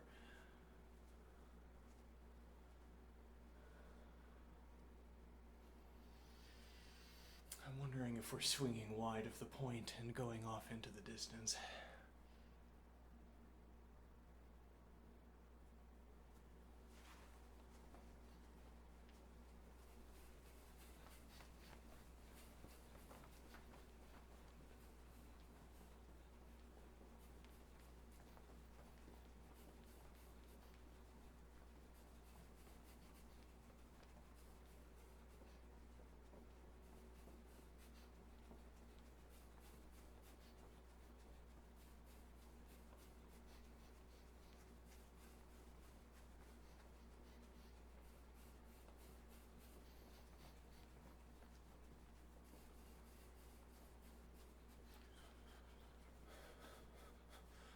Okay, and our point here is that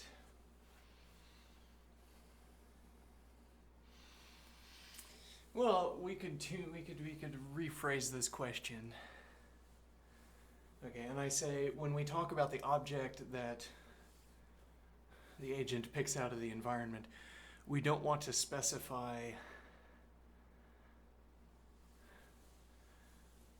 a physical object. We want to specify a subnetwork.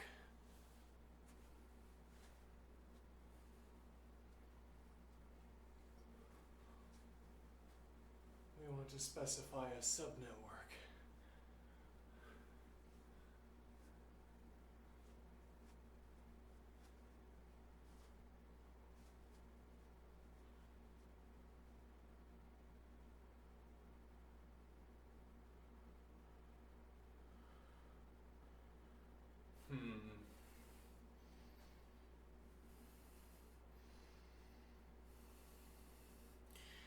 Well, it's like you could have a rule set for selecting objects out of the environment, let the camera loose in the environment, and let it select those objects.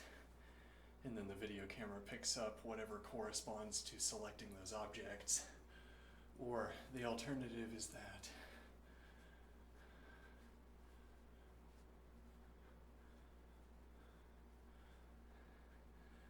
the being flows into the surrounding environment, flows into the available objects, as it were. And then in watching the video, if we wanted to take notes, we could say, we propose the conceptualization of this scene as being best stated in terms of these collections of objects due to these patternings of surprise.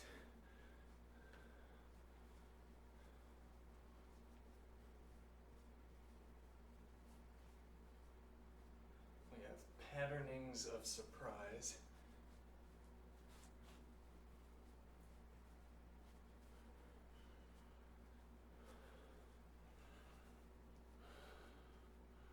What do I mean here?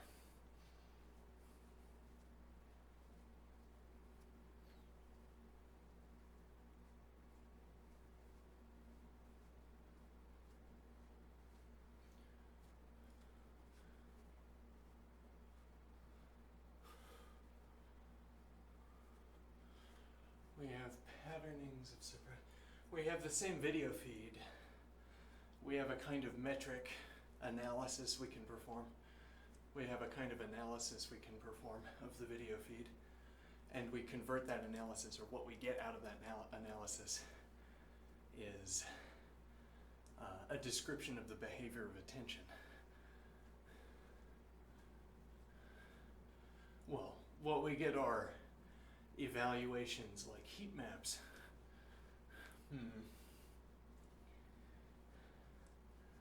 It's a numerical presentation of the event of attention, or the event of surprise.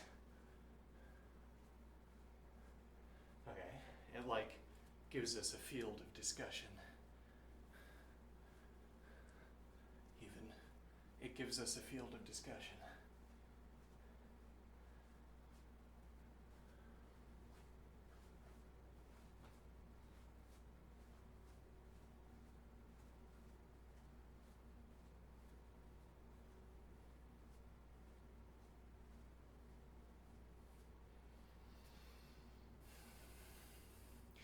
And in that field of discussion, we identify objects as patterns and numbers, where those patterns and numbers correspond to, well, patterns in whatever we're detecting out of the video feed.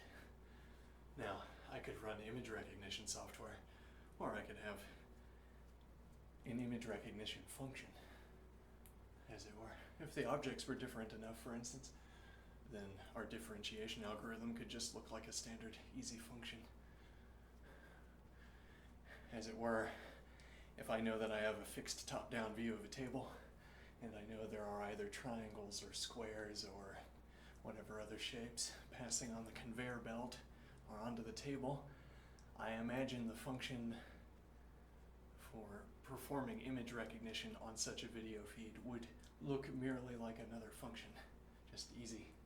You don't have to do any kind of circumlocution to perform image recognition on a finite collection of shapes against a fixed background. Well, a small finite collection of shapes.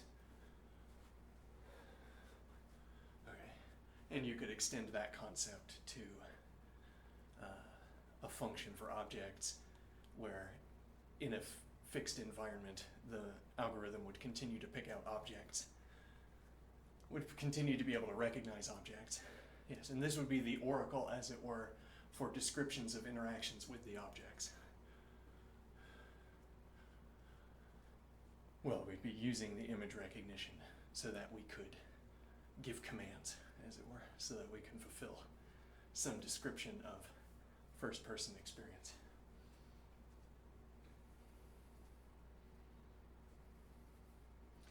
And then the alternative is that we analyze the video feed and we calculate a field of surprise. I don't know what populates that field exactly. Let's suppose we have it, and the way we represent it is just little flags in three-dimensional space that say we detected it in the video feed here, or in a given frame. In a given frame, I have a distribution of surprise, which means that I can take a frame and functionalize it, pass it through a function. I can take a frame, pass it through a function, and have the function place a collection of attention spots, of surprise junctures, expectation junctures even.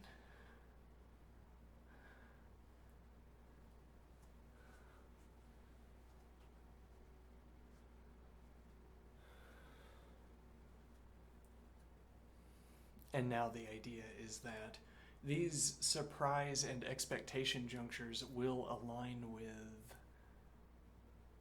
the image recognition much of the time, but this is not the same kind of way of arriving at a specification, at an individuation of an object. It doesn't produce the same kind of object. What the former case produces is my capacity to reference, my capacity to incorporate a definition of the object into descriptions of actions involving the object, which is to say that if you run image recognition over a video feed and pick out all of the objects, now, whatever it means to incorporate an object into, let me see, whatever it means to incorporate an object into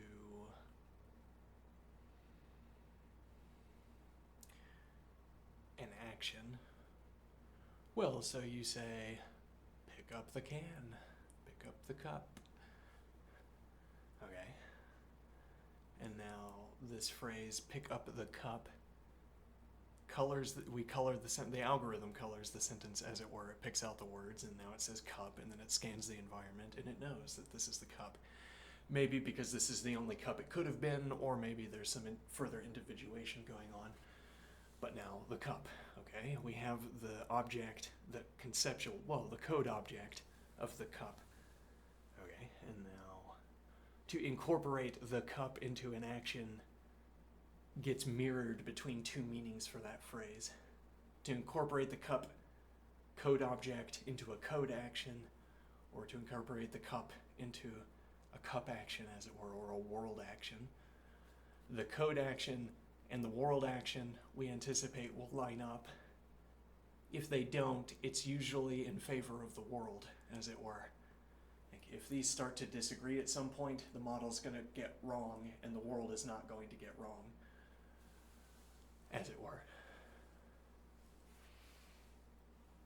Okay, so you could have a divergence between code action that incorporates code cup and world action that incorporates world cup. But you might not. It might just work this time, and it might just work every time.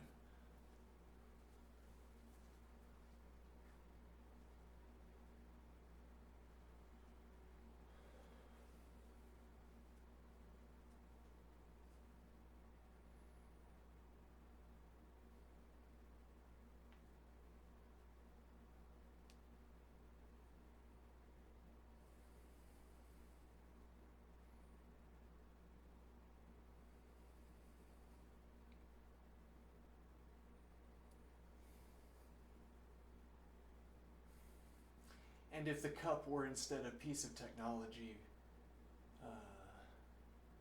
covered in widgets, it's just a complication of the same thing. So I suppose, where we could name the technological components as objects instead of cup. Okay, so I'm saying when you give the type command, when you type in pick up the cup, okay, and this gets parsed into knowing what the object is, and then incorporating the syntax object associated with the cup into a sequence of syntax that effectuates picking up the cup. Let me see here.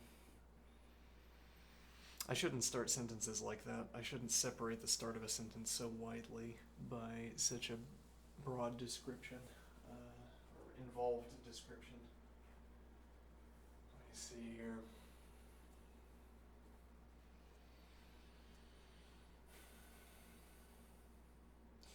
Well, and our alternative idea for picking up the cup using an algorithm is that we have surprise and expectation detection. Okay.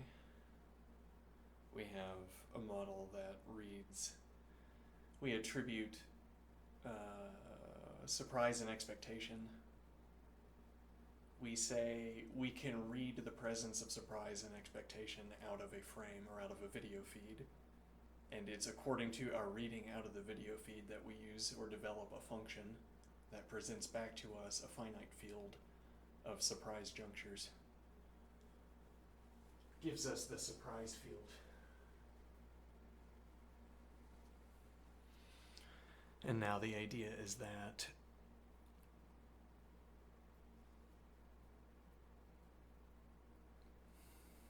there is going to be a coincidence in, as it were, image space, in spatial space, if you will, but also in video space, in circling boundaries or highlighting boundaries on a screen space, as it were.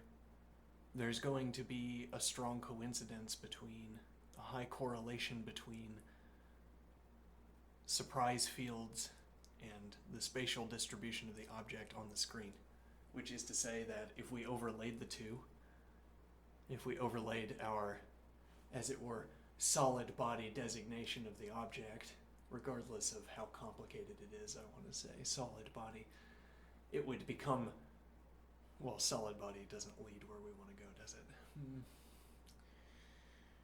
single body widget, even if it has sub-widgets, because it's only once I begin to examine the sub-widgets that they really exist for me. Prior to that point, it's just a weight in my hand. And how I know that is that when I have held technology in the past, when I had heavy technology that I needed to get from point A to point B, it was in my hand a weight. I did not have to consider the buttons that were on it, for instance. Or only at the beginning of the activity I consider where the buttons are. I lock my grip in such a way as not to press any of them, and now it has become a weight. It's nothing but a weight. A valuable weight. A weight I would not let scratch. Not a weight I would not let jostle in its PCB board, as it were. A weight I would not let the world scratch.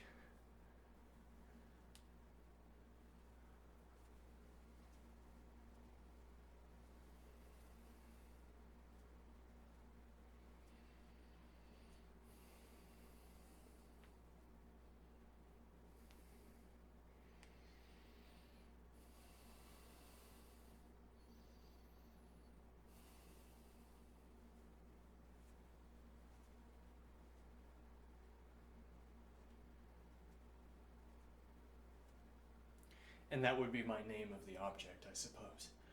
That would be my label for a heat map in surprise space, in the surprise field.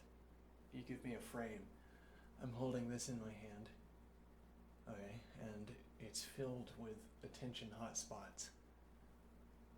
And I say, that's probably what the person is attending. And I say, are you new to analysis? Yes. And hotspot there, it does indicate that that's what the person is attending. We can read it out of the video feed, and then we put the hotspot, we overlay the hotspot. And indeed, in such a diagram,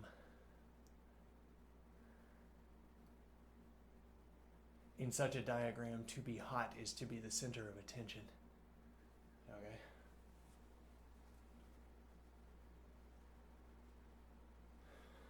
To be the object of attention. Well, certainly to be the object, to be the boundary on the screen that is most easily pointed at so as to talk about. As it were, this is we take a step back from the screen. We can't talk about the screen directly, as it were. We have to take a step back and do theory. And we'd say our theory would tell us to pick this out because our theory tells us to look for numerical distributions according to these rules. And if we looked for numerical distributions according to these rules with this frame, we would identify, well, points within what you would point at when you wanted to point at the area of the object in the screen. So you want to point at the area of the object in the screen, which we, meta-theoreticians, as it were, we can look at the screen and agree, yep, there's something there, an object. Well, it's a cup. How you get that into a formal statement is what we're currently figuring out, I'm saying. So we see there's a cup there. How do we design a function that correctly? Well, how do we... Well, so rather, we have the cup, okay, and you circle it or you make a lasso around it to specify its position in the frame, okay?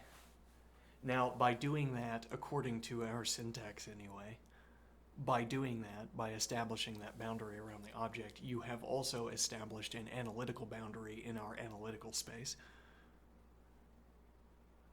As it were, a boundary in our space. And what is the idea here?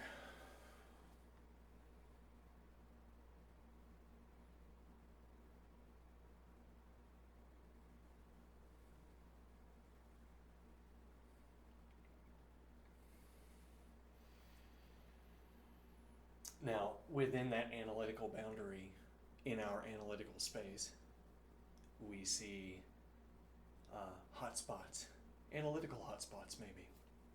We see hotspots. Okay. We see the individual points where those points being designated is the same thing as placing, as it were, a point of heat.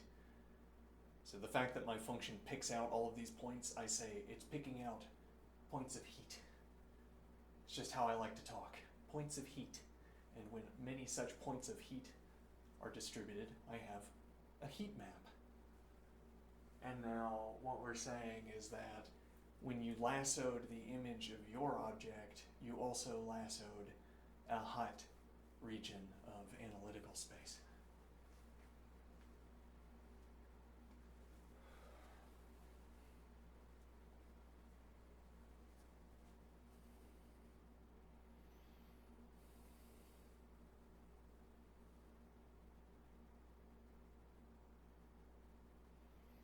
You also lassoed a hot region of analytical space.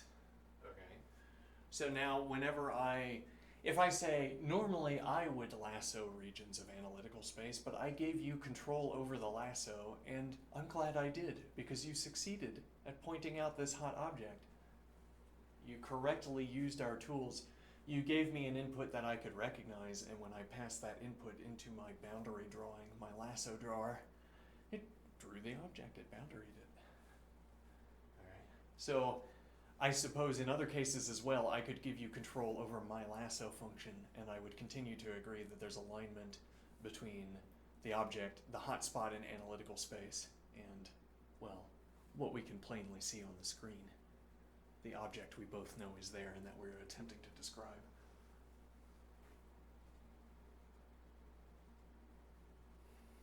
So to say, in another case, if I have a frame with an object in it, and then I have a hot frame heat map, and then I have your frame, I suspect we will have agreement in that. I suspect that if I give you control over the lasso function, as it were, if I take your input into the screen as an input into my lasso function, I will agree that you have imboundaried, you have surrounded my object in a boundary.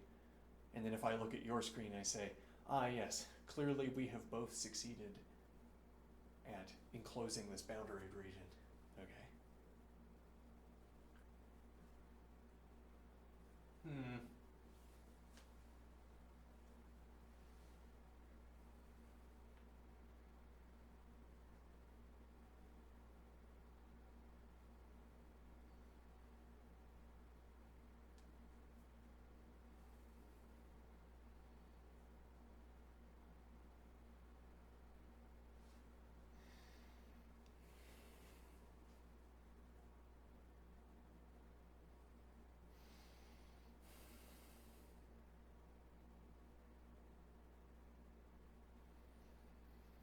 Okay, and this is to say that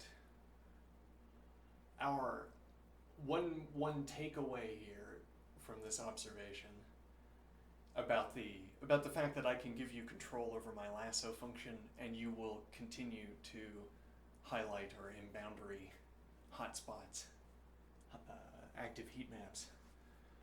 Sort of a takeaway from this is that, let me see.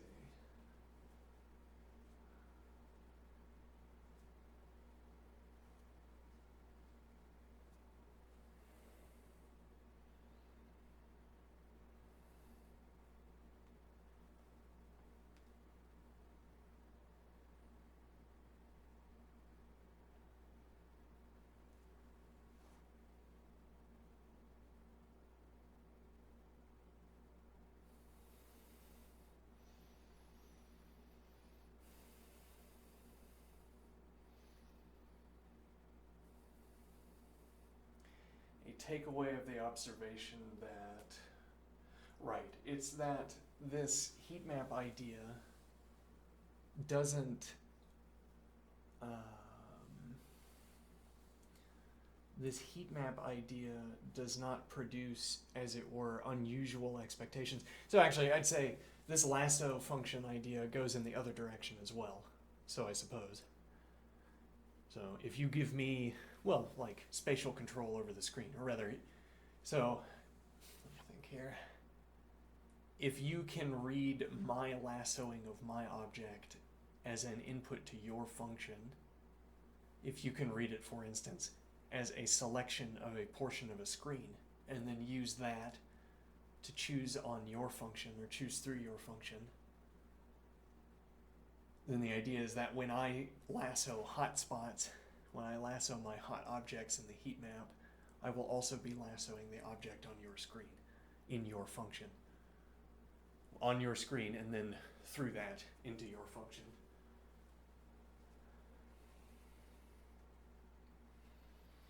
And what is the idea here? Which is to say, a takeaway of our regular agreement is that this method of conceiving of objects, this conception of objects as heat maps for surprise, does not choose strange things as objects, as it were. Much of the time, it doesn't choose strange things as objects. Okay, ideally. I mean that if you looked at the hot spots in my environment, you would see, well, it's like you'd see a counter for how regularly I used an object or how deeply. And like the screen and the keyboard and the mouse would glow hotter than the sun, and then much of the else in the environment would be relatively dim. But you'd agree that is quite the outline of a keyboard. It's quite an outline of a computer screen.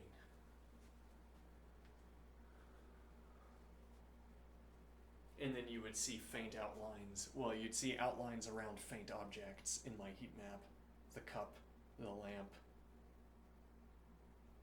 the colored pencils. Maybe more active than the lamp or the cup.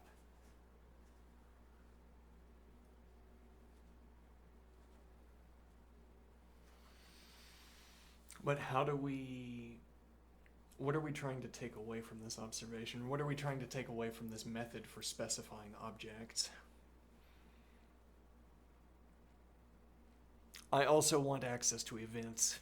I want to say everything I just talked about could be suitably pruned and still present a reasonable line of thinking if I were talking about events instead of objects. Well, and I mean, that might be a question of having the correct heat maps on the objects, as it were, having attention devoted to the various objects in the environment in the correct proportions. As in, you could encode an understanding of a phenomenon in how heavily weighted attention was to different objects in the phenomenon, in the event.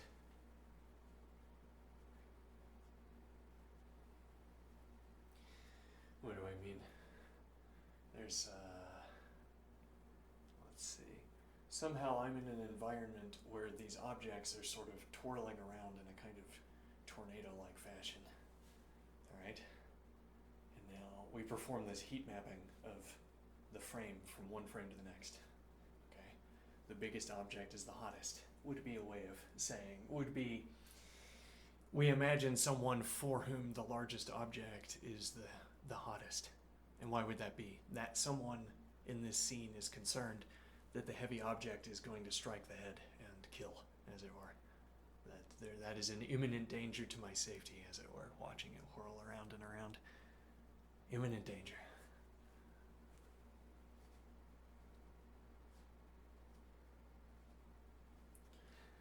And now what is the idea? And then there are smaller objects that I suppose pose a less imminent danger. Well, and that's why they would be lighter. Well, it wouldn't be, as it were, there's not a direct functional relationship between the lighter object being dimmer and the heavier object being hotter. It's not a conceptual relation because we're not designing a function that takes the most dangerous objects and colors them hottest and the least dangerous objects and colors them coldest. Rather, it is because of the understanding of the situation that the biggest object gets the hottest. As in, it falls out of our reading of, well, I don't know, it falls out of our reading of the video, I guess.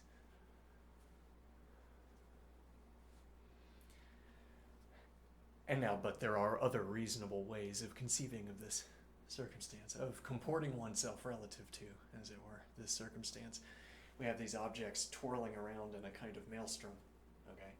And I'm concerned not about the heaviest object. And you say, but that doesn't make any sense. You'd have to be concerned about the heaviest object because it would impose the most damage onto your body or head if it struck there.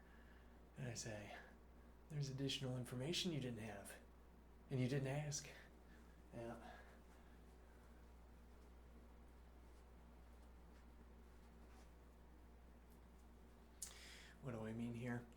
The heaviest object is in a perfectly stable orbit. You notice, you evaluate, you figure out, you discern. Perfectly stable. All of the objects, except for one, to make this convenient, all of the objects in the maelstrom are in a perfectly stable orbit, and then there's one that's careening off, and it's small but it's fast. And now that's the hottest object, and everything else dims out to gray. It becomes the sole object of attention. If nothing else, last-ditched effort, or try to grab it, you know?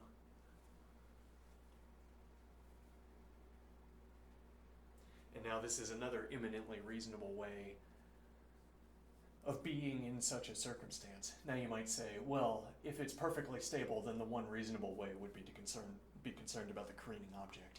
Ah, but there were additional details you didn't know about, and you also didn't ask.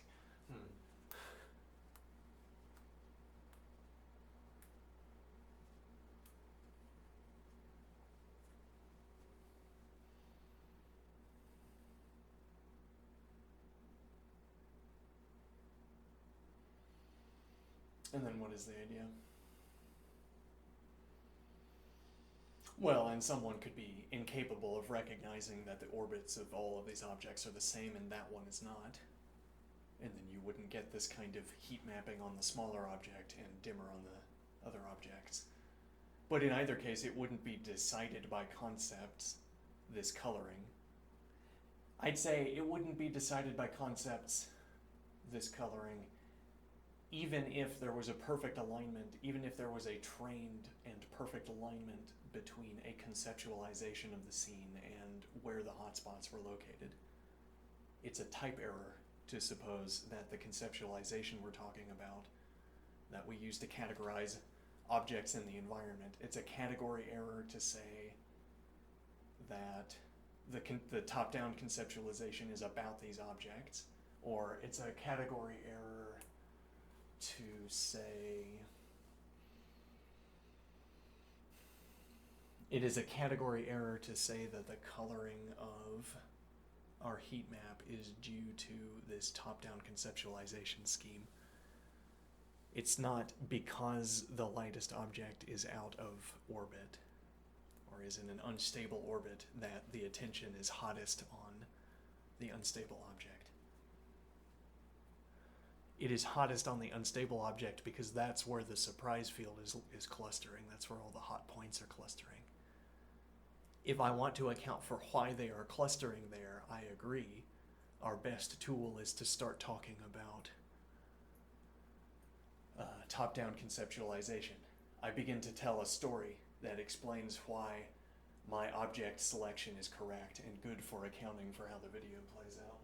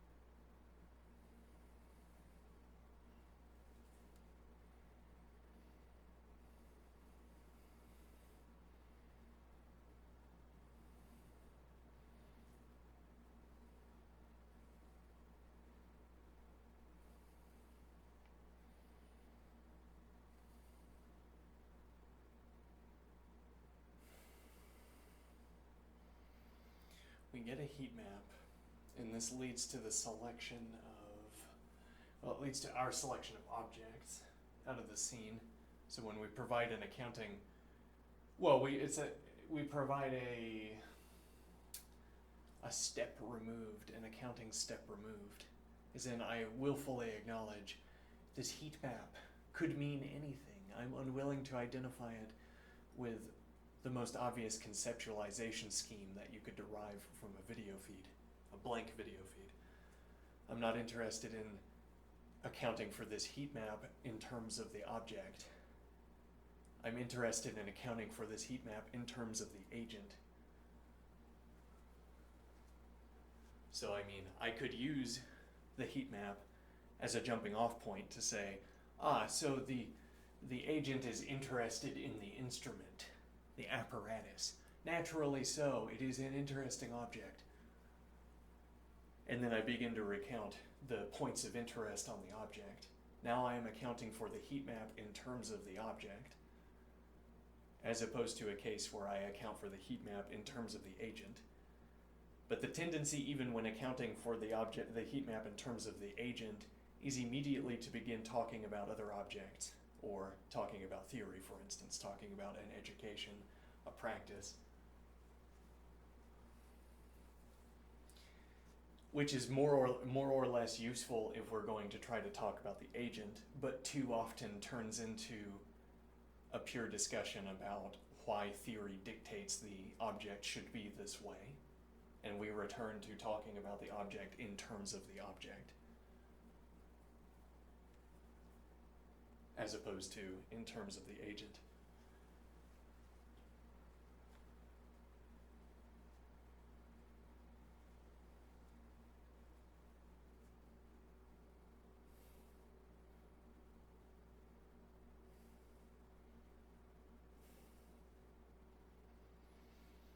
Okay, and we would, like when talking about the instrument, for instance, when we want to talk about why the heat map is so intricate, why an adequate accounting for the heat points requires such a tiered type system, then we populate a type system for the heat points that we design its shape. We design the shape of the type system to reflect whatever we're imagining a kind of stair-stepped, really intricate heat map. Okay, the distribution of heat blobs is tightly focused and in a geometric shape. Well, and that would be because we embedded such a shape into the object. It's a thumb reed thing. It's like you have a pole and you have thumb reeds, e.g., okay, or hand reeds, depending on what size object you want to be talking about. Okay, now what is the idea? Okay, well now, if I am an instrumentalist of this reed object, or I thumb the reed, or index finger the reed, or what have you, now the hotspot is going to be the reed, which happens to focus in on the geometric object of the reed. So if I look in the heat map,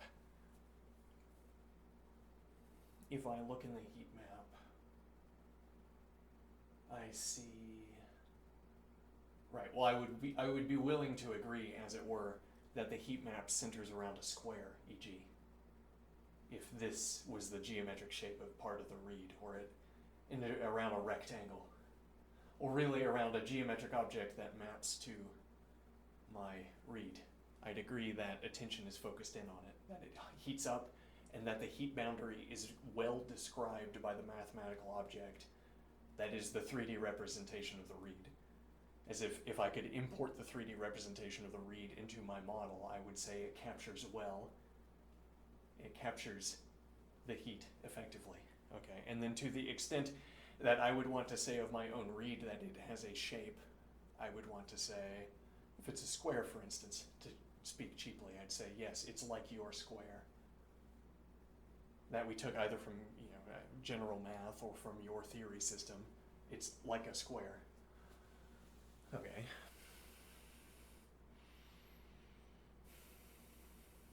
let me think here. Right, so we're saying that instruments, if I want to talk about the intricacy of instruments, one way of making intricate instruments, to take a step back, one way of making intricate instruments is to encode the instrument with geometric patterns, or a kind of like regularities, patterned regularities, like musical instruments most obviously, or cheaply, but okay, any kind of technical object that has many distinct and skillful modes of input, or even once, okay, you can choose carefully your inputs into the instrument, okay? And now I'm saying that one way of granting these inputs intricacy, or one way of granting the heat map of these inputs intricacy, is to arrange the input positions into a lattice, a geometric lattice, which is to say, I have a cone, a shallow cone, and it has so many buttons on it. It has so many of these reeds that I can do with my thumb. Okay, and I do them in cascades. I pattern them up in different ways. I group them up around the cone.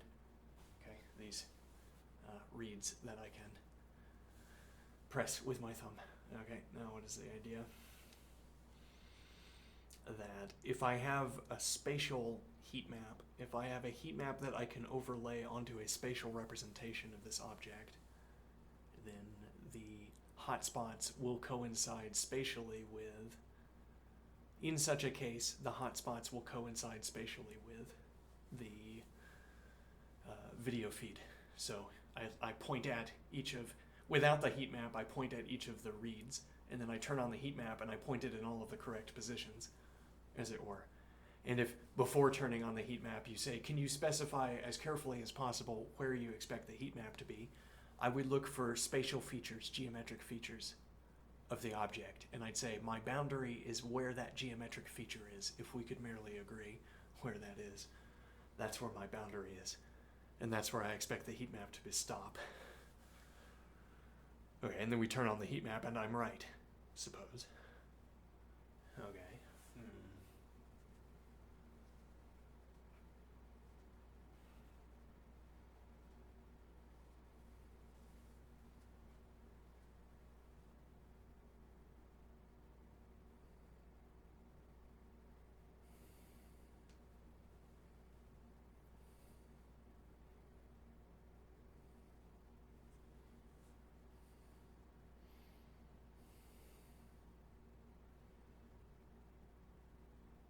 Then what is the idea?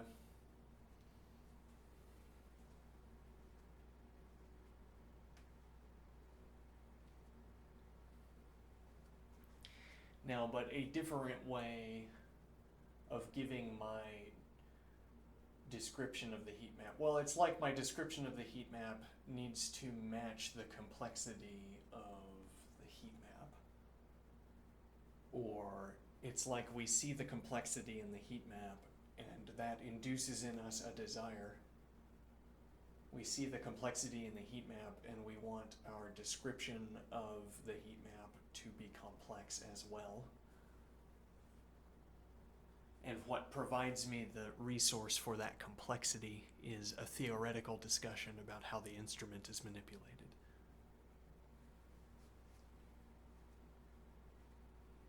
E.g., as when I say the instrument was manipulated in this way because it corresponds to a given style of instrument manipulation, according to which these are the rules for instrument manipulation.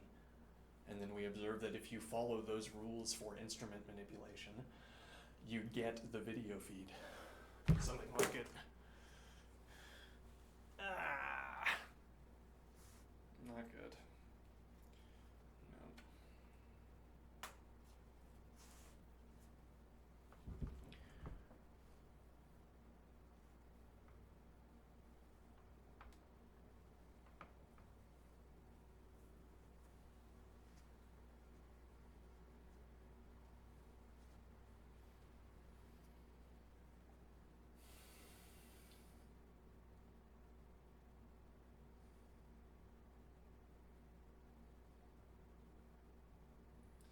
So if you had, it's an interesting point. If you used a spatial mode for describing a scene, you say the rules that the video feed followed are these, and you give me a rule set that designates geometry, designates object shapes. And not merely that is stated in terms of object shapes. I mean, my description also will have to return object shapes. What do I mean? I say the instrument is being played according to a given style. Okay? Now, when I generate an example of this, an example that adheres to the style, I am thereby also going to generate a video feed. Okay? And then within that video feed, every object will have a geometric shape. Well, if you have a way of analyzing the video feed to determine geometric shapes, it will have. Everything in the video feed will have a geometric shape. So implicitly, I am generating, as in only one additional well-defined functional step to take from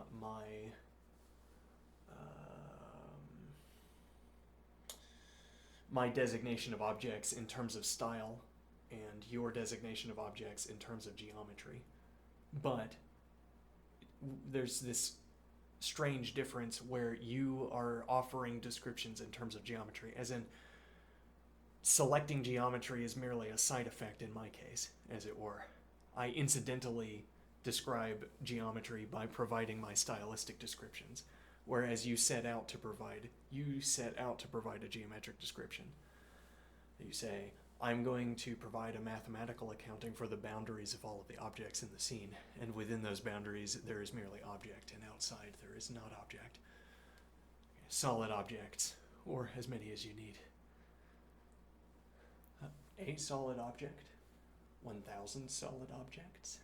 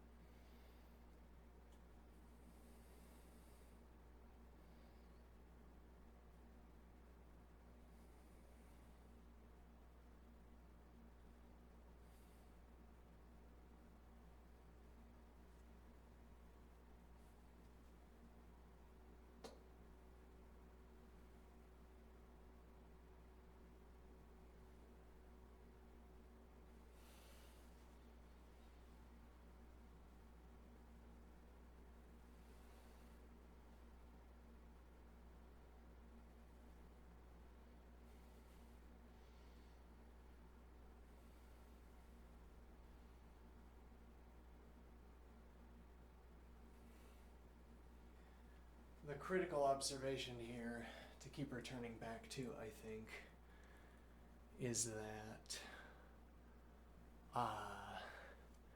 we have to be able to identify surprise. It's better to say, I think the key phrase that can bring us back into the correct discussion is what we're solidifying for our next interaction with the interlocutor.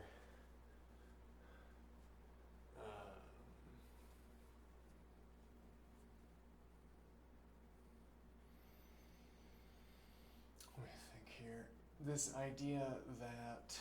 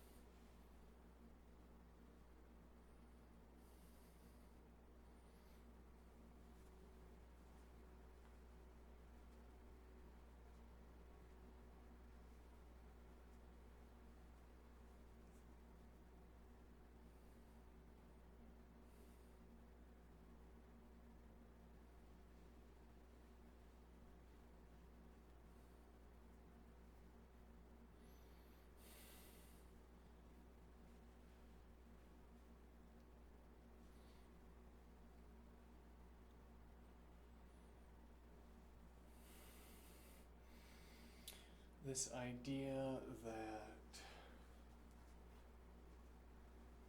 surprise is itself an event. But I think, I don't know if we want to say that though, do we?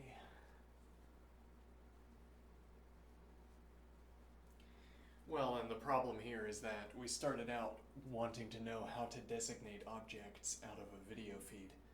We agreed that object recognition qua function that correctly identifies the names of objects and then lassos them is an inadequate accounting for the role that the visual feed serves, or even inadequate for accounting for generating a video feed that we're interested in seeing. So we need an alternative way of reading a video feed to generate an upcoming video feed. We want to generate an upcoming video feed in the world. We want to generate the upcoming video feed by making the world unfold according to our descriptions of the video feed, I suppose. We want a function that operates on sense experience and outputs the next state of the sense experience.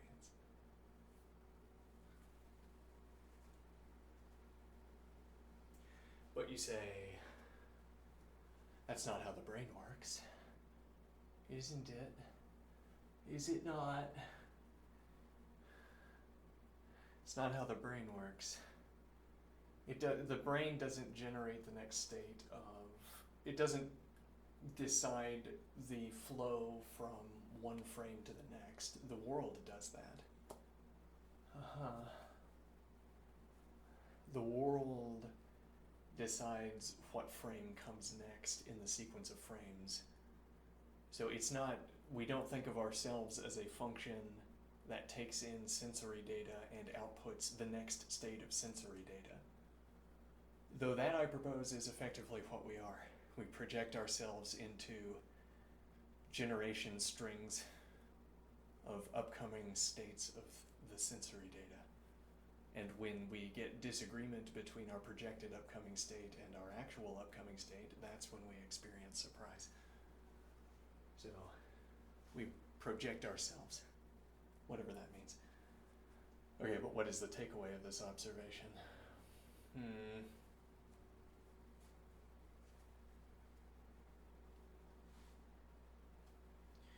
Well, so we didn't grant ourselves the ability to recognize objects out of the environment, to lasso them based on their object-based descriptions. We're not allowing ourselves to designate objects in terms of the objects. Okay, is a way of saying that from earlier. So instead, we're using surprise fields. Yes, okay, now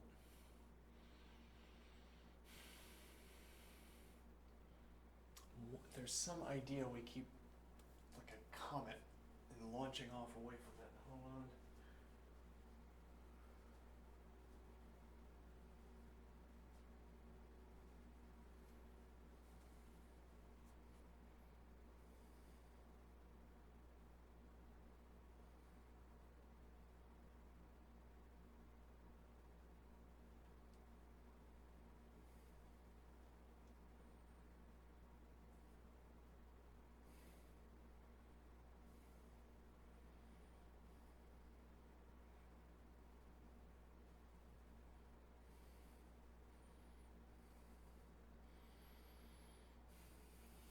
Right. But how do we identify surprise? We just gave it to ourselves before. Where did we get that from? Or similarly, disagreement, if we instead wanted the two-person model instead of the one-person model. But okay, what is surprise? What are we obtaining that from? We gave it to ourselves earlier when we started our conceptualization scheming for an attention density based object recognition scheme or algorithm.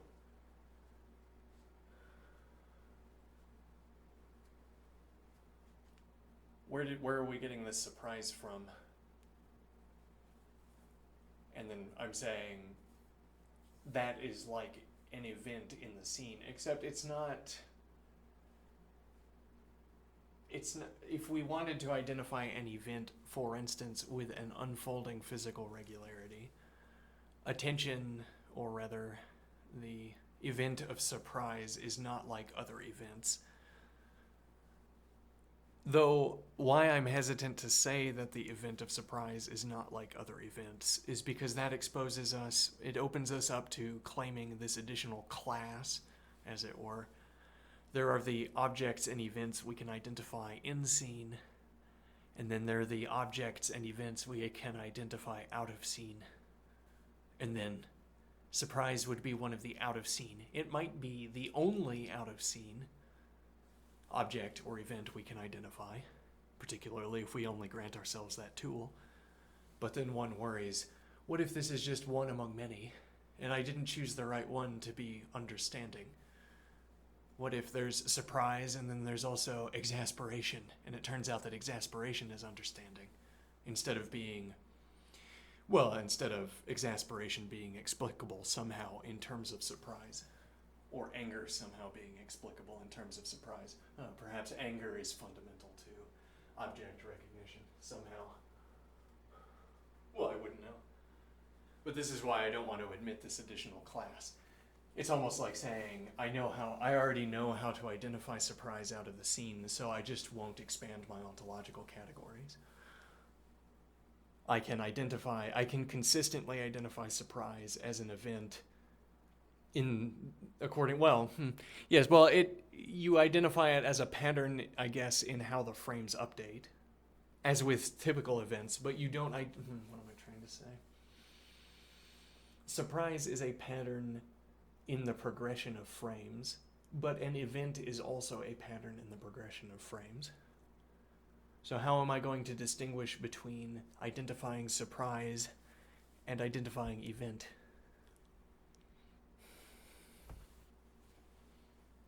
It's like I want to say surprise has something to do with the camera view shaking and going back and forth like this. This is surprise unfolding. Whereas an event unfolding, I designate by picking out objects out of the frame and saying that their states are updating from one frame to the next.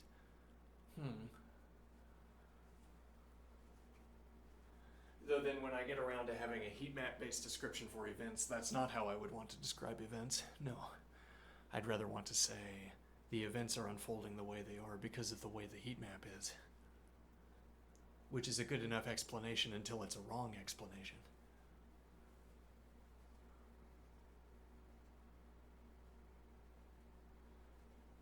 That's a really picky and interesting point.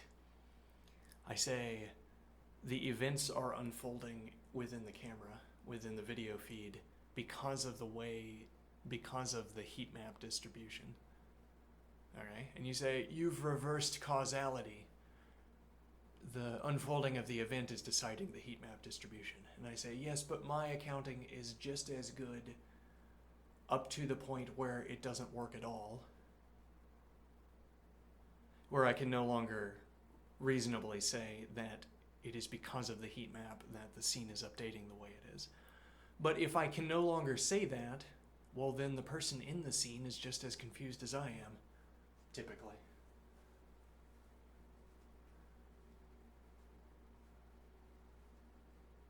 So I say the scene unfolds the way it does. The event that I would describe in objects if only I had them. The event that's unfolding in the objects is unfolding the way it is because of the heat map distribution of attention. And then, again, if at some point I say that state of affairs has collapsed into noise, again, the person in the scene would agree, if only we could ask.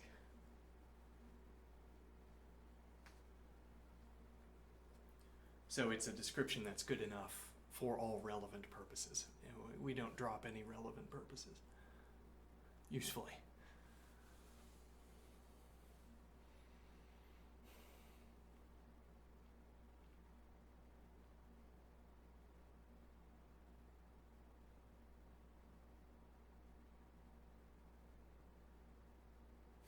Interesting. Be right back.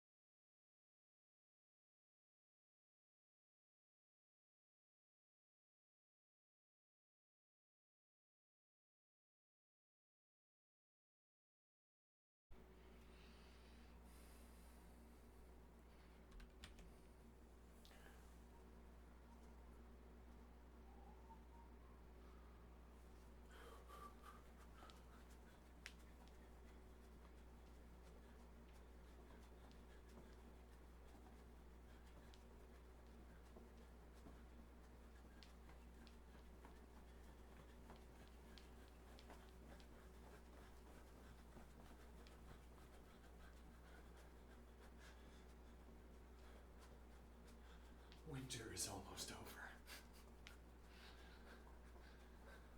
I think.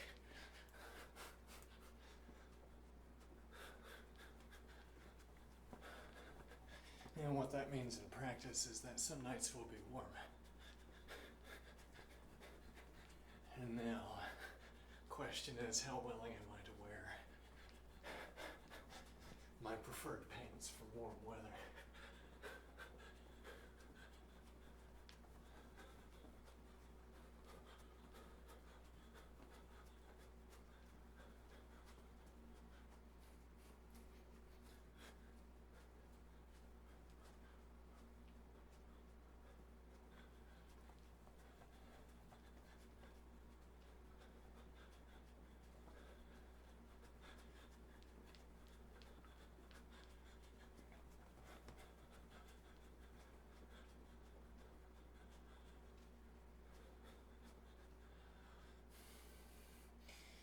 Let's think with the interlocutor. After I put my pants back on. I mean my overpants before I put my overpants back on.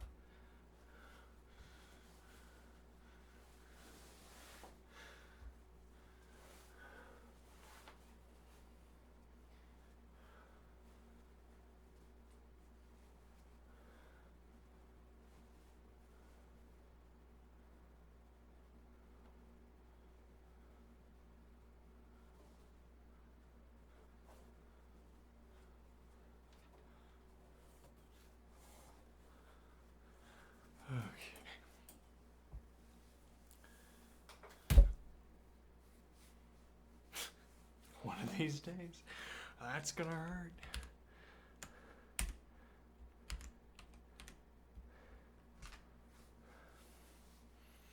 What time is it? Let's see.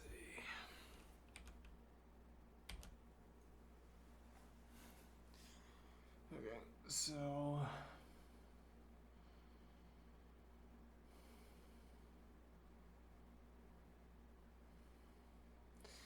do we need to think about this with the interlocutor yet? This being the observation that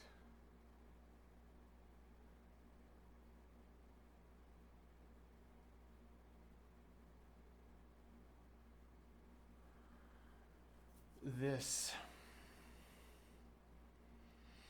sort of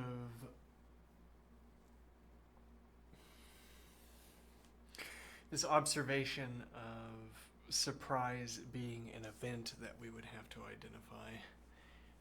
Well, I think that idea might be easier. Even the ideas that we've already discussed up to this point might be easier to consider if we were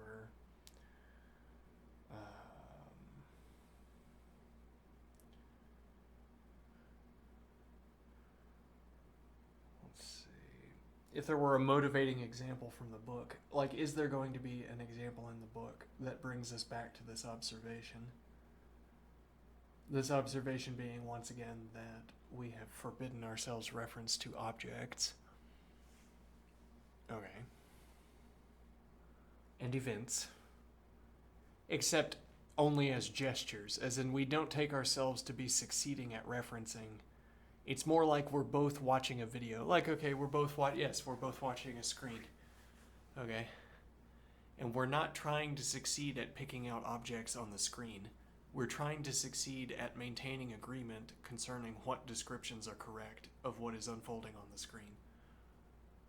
The way we accomplish that is by talking about objects. We maintain our agreement about what is unfolding on the screen by talking about objects. If the objects never present us a reason to disagree, or for a single person, an individual person, if the objects on the screen never lead to surprise,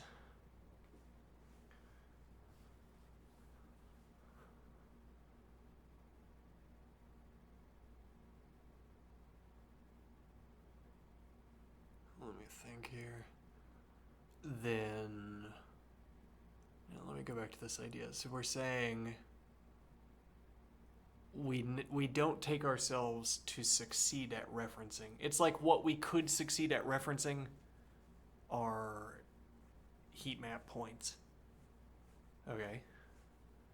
And then we find that we'd rather, in order to marshal our mental efforts, we pre-parse the image, as it were. I say we're going to focus in on the heat map, and when we look at the heat map, we're going to describe its distribution in terms of an object-based description.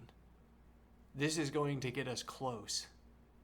Okay, this is going to give us a sort of pseudo heat map that overlays well with the actual heat map. And that would be like saying if there were a wireframe. If there were a wireframe undergirding this object,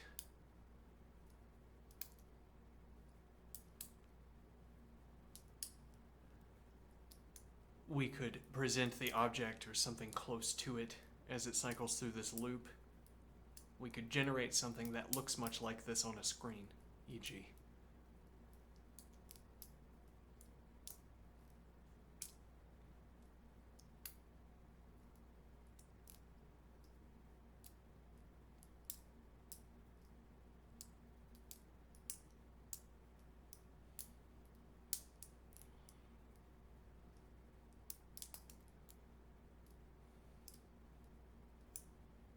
Okay. And then we engineer a heat map from that modeling. We construct a heat map by referencing the model that is based on object descriptions. And then we say this is close to the actual heat map. Okay. What am I trying to get at here?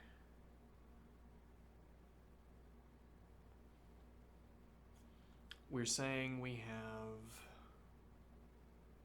object-based, let me think.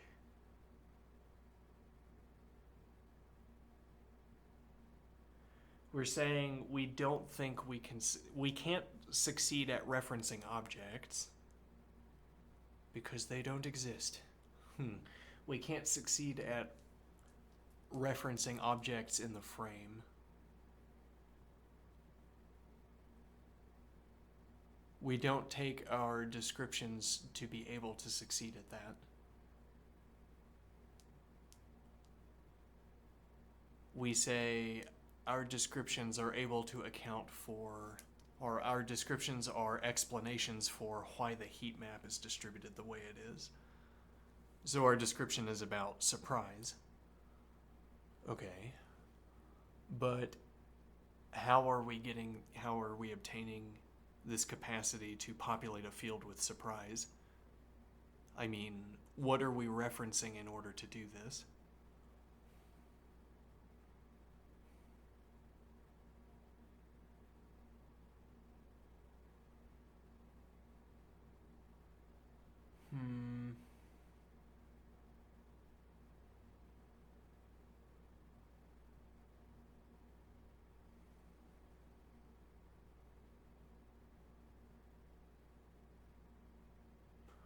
Well, and I suppose I would need to make more references to surprise in that case, because that's the only thing we can talk about.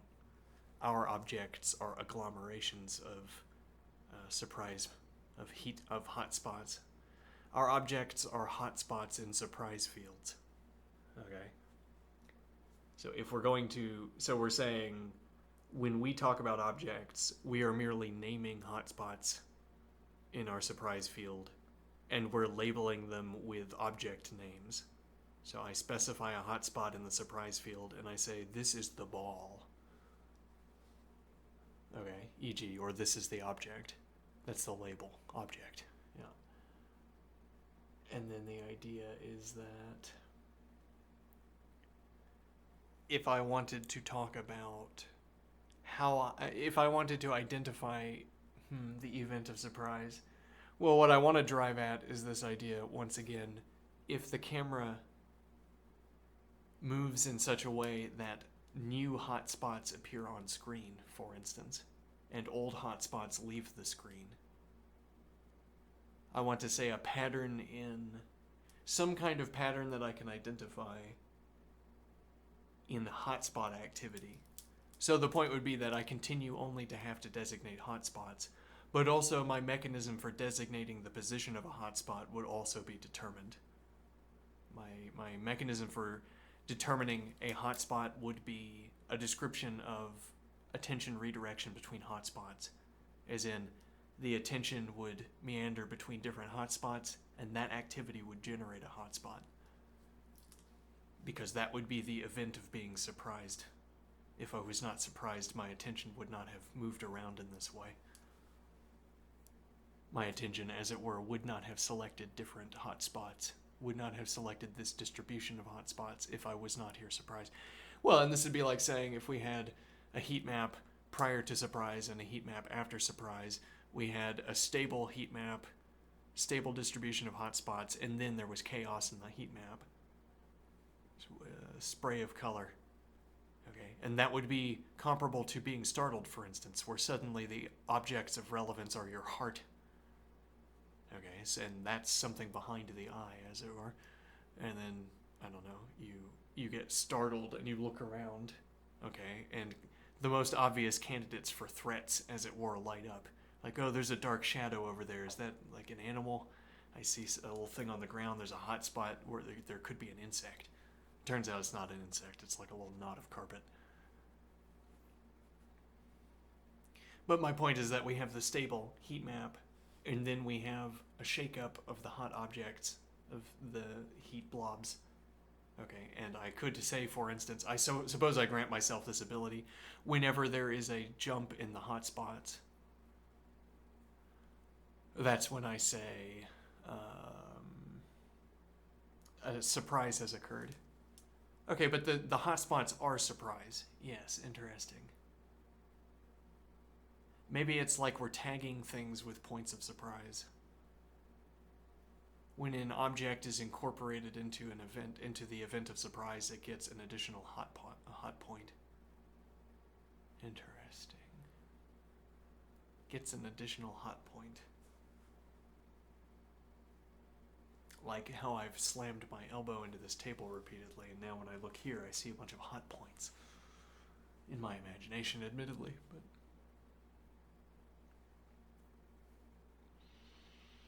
Okay, so the fanciful idea is that this sort of bootstraps a kind of universe of hotspots, a world of hotspots into existence over time, where I don't think this is the correct way of going about this. I'm just saying this is a sample of a case where we could speak only about surprise instances and still be able to account for, as it were, where those, how, so we could still justify our placement of hotspots, or we could still justify our identification of hotspots in this way. So we design a mechanism that watches for events of surprise and then selects where to put the surprise instance, the surprise point. And then objects start to glow over time. Now again, I don't think this is what we actually should be doing, but okay. Yes, the question is, do we need to admit objects into our ontology? We need to admit one object, the surprise point. Okay. Supposing we agree that this is a suitable or generalizable approach where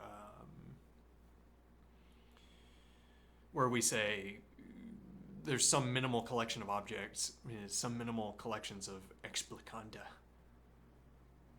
Explicandums. No, explicanda. Let me see. Some collection of... I'm not sure I'm using the correct Latin.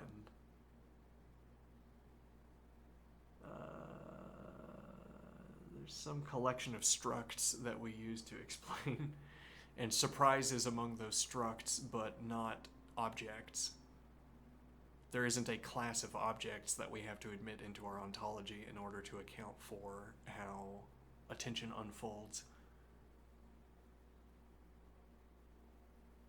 Okay, that's one of the motivating characteristics of this approach to describing how the attention behaves. We don't have to admit any. Well, we can admit of an ontology with a curious hole in it. where all of the objects are supposed to go. It's good enough motivation to pursue this line of thinking if it somehow worked.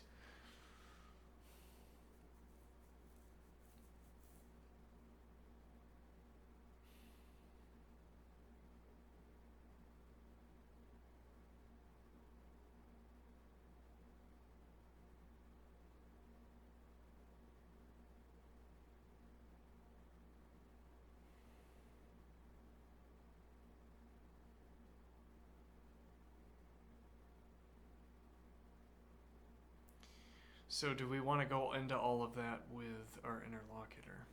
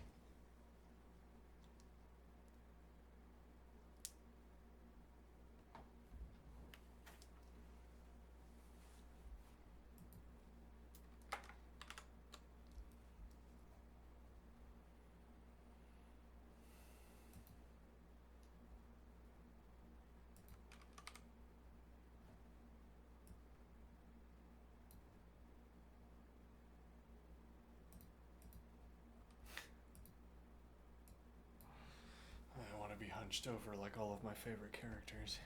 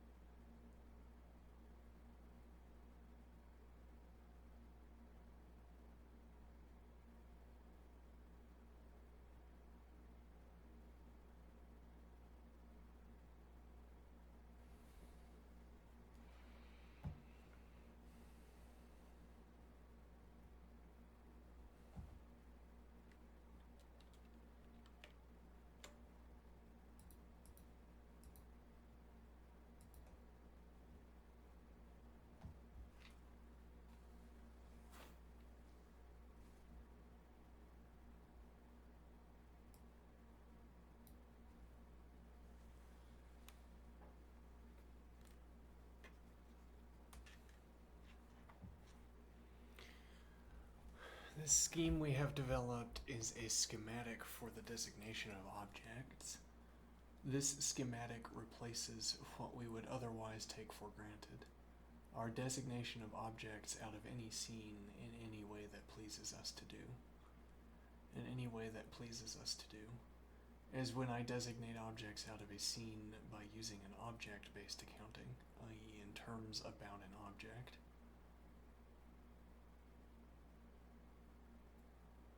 The alternative we are presenting purports to designate objects out of a scene by utilizing a proxy for objects, namely surprise. We replace our presupposed capacity to reference objects, our presupposed capacity to reference objects with a derived capacity to reference objects.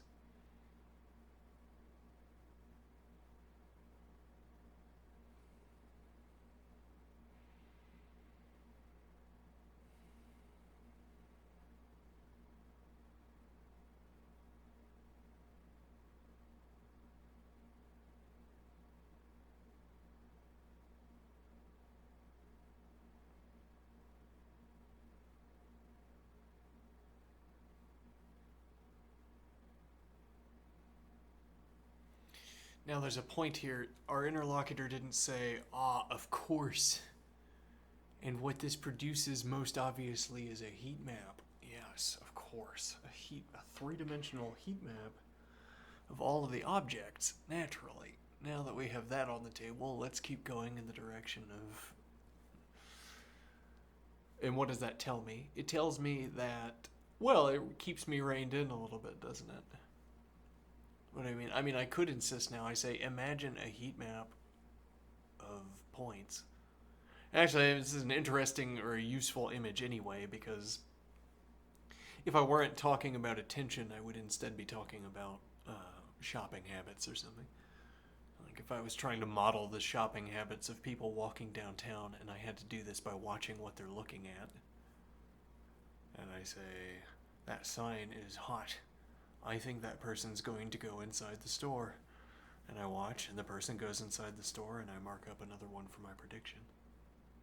Okay, well, then this would be a case where we have attention hotspots. We could even label them that, and it wouldn't be a sort of irrelevant labeling.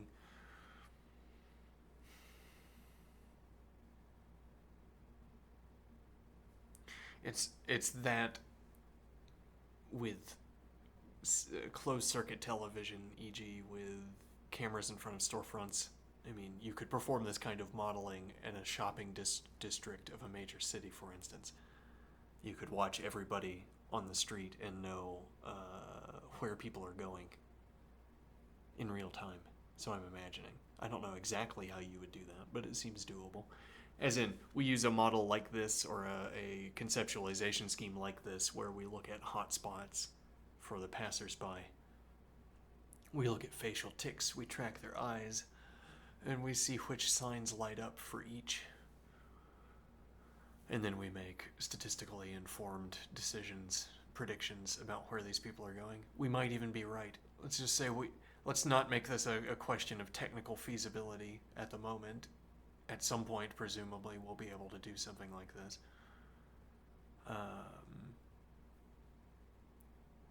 Okay, and what is my point here? My point here is that at such a point, right, well, it makes sense when we're talking about a high-tech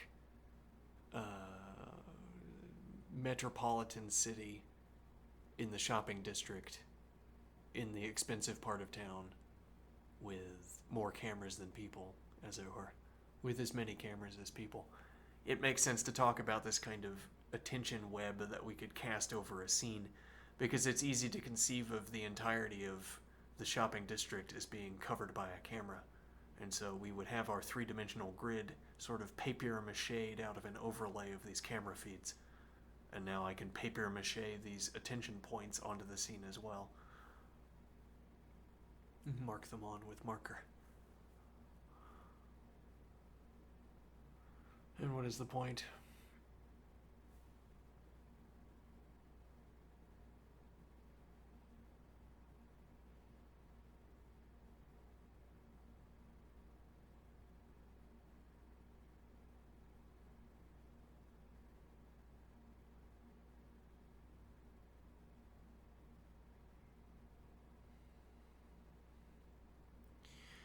we would be willing to call that, for instance, we'd be willing to call that a heat map of attention of a downtown shopping district, e.g. It would be more difficult to think of a modeling for the activity of playing a sport, for instance, to pick a sort of arbitrarily different case that also involves a person's attention. Now, if we had 1,000 drone cameras that sort of enveloped the basketball court, e.g., the sports court, okay, and they somehow could blank each other out from the scene, okay, and then we had a view of the sports court from every direction that can be afforded us by 1,000 drone cameras. Okay, now once again we think it's reasonable to talk about attention mapping, eyes. Somehow the drones are invisible as well. Yes, we can attention map the people in the scene by looking at their faces, looking at where their eyes are directed, and making informed decisions about what they must be attending.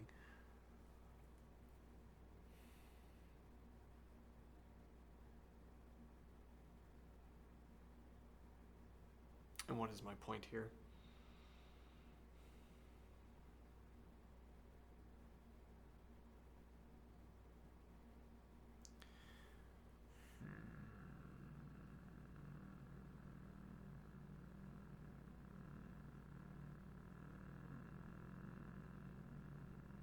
Unclear. Alright, let's see. The alternative we are presenting purports to designate objects out of a scene by utilizing a proxy for objects, namely surprise. We replace our presupposed capacity to reference objects with a derived capacity to reference objects. And the point here is, when you say that just happened because of an event unfolding, and then you say, and I'm not merely saying that to tell you something you need to know, I'm telling you that to insist on ontology, as it were. Then I say, you are leveraging a presupposed capacity to reference objects. Let me think here.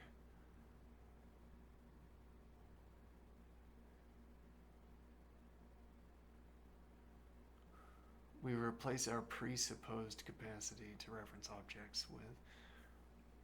You say, my description of this video feed is that the agent picked up a cup. And I say, how do you know that that's the best designation of this scene?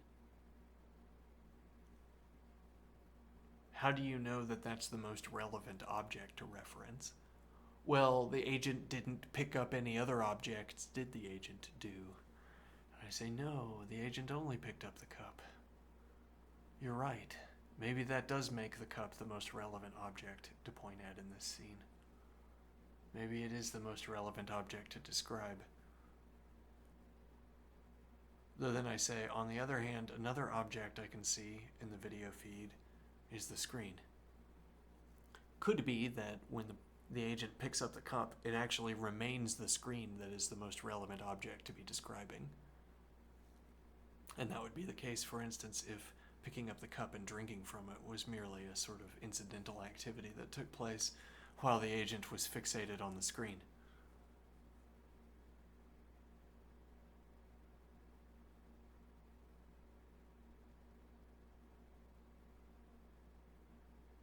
And now, by expanding our context, by expanding our story a little bit, I make it obvious, oh, so no, it was not the cup that was most relevant to reference.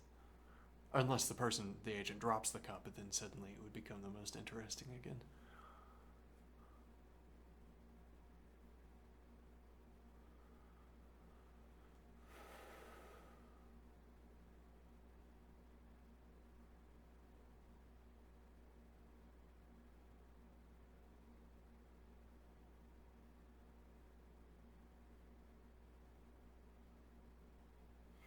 Now, what is the idea? So when you picked out the cup,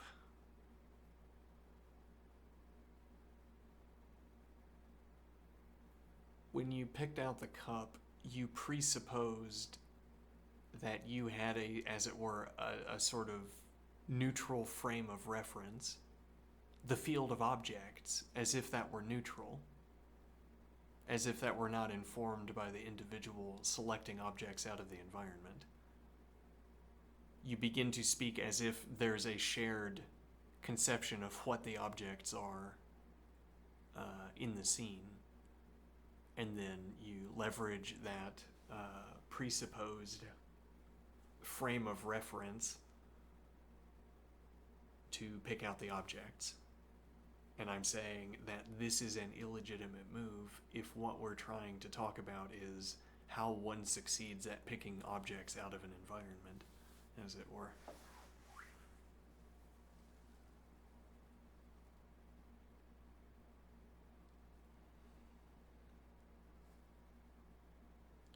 I think this response doesn't carry forward that idea strongly enough.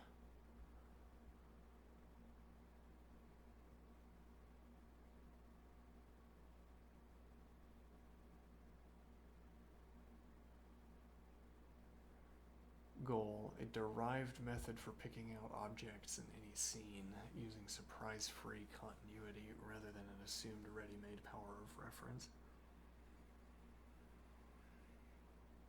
We now have a unary stable stability predicate.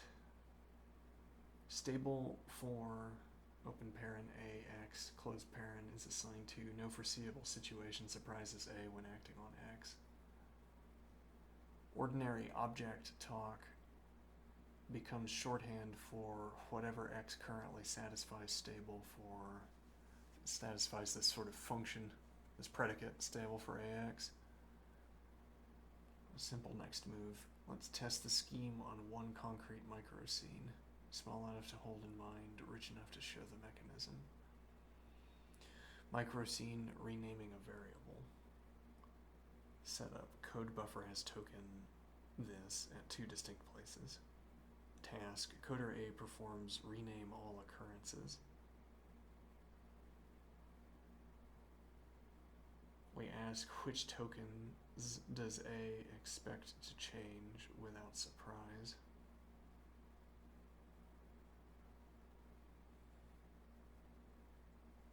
Towards which tokens, for which tokens did A have an expectation where that expectation was satisfied by a change?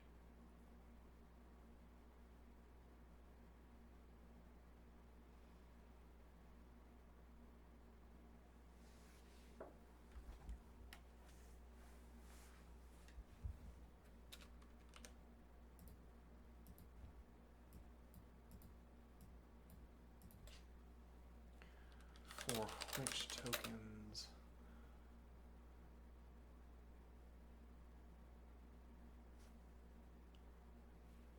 here. What else?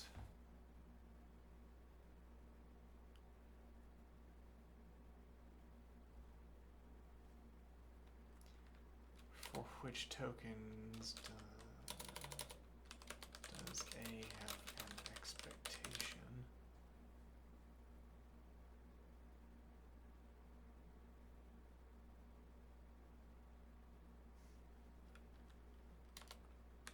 that will not, an expectation that will not be violated by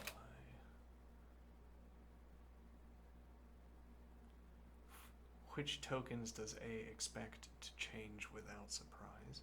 Expect to change without surprise. For which tokens does A have an expectation that will not be violated by changing?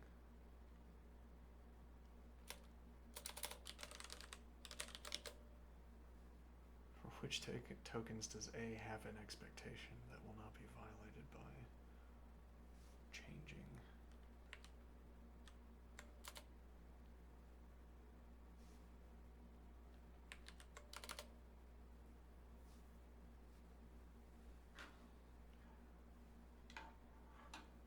If both occurrences rename smoothly.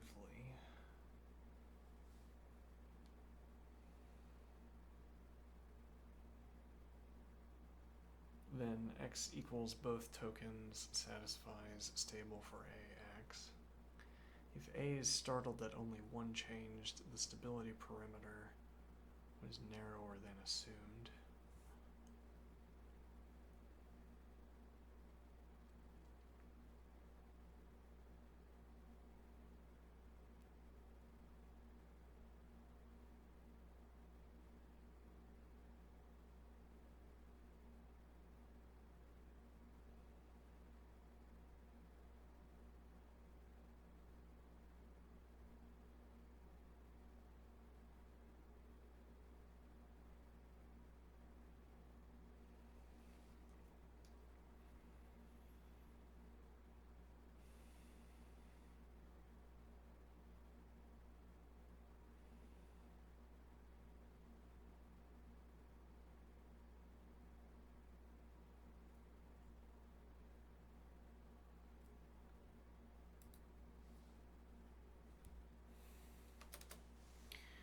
How do I phrase this point? I think we should go through with some such exercise. I'm not sure I want to stick with the coding example. I wonder how easy it would be for the interlocutor to switch this over to like hot swap the particulars of this example into a different field. Well, and not for nothing, if you wanted to,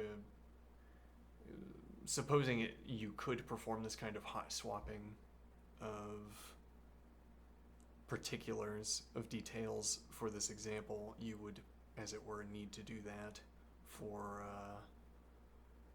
offering this same explanation to anyone else.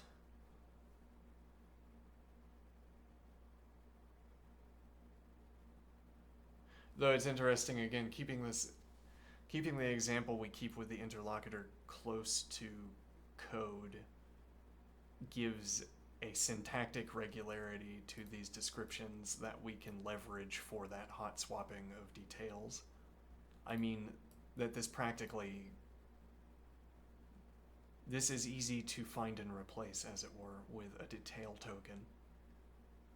Okay, we say a token square square square. Okay, and I say every case of literally find and replace a token square square square with an instrument. Though, okay, then you'd have to do more grammar work because at two distant places doesn't work in that point. Okay, and you might have to do even more work than that. But the point is that, never mind. Okay, let me see here. So I do, before we start that exercise, I want to point out though that, let me see here.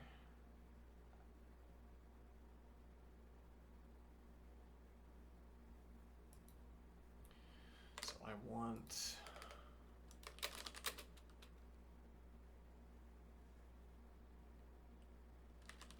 this point to hang around. I have a point with my last post that I want to hang around. I have a point with my last post that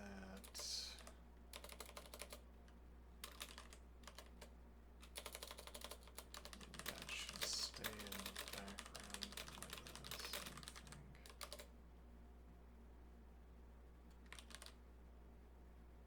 In my last post,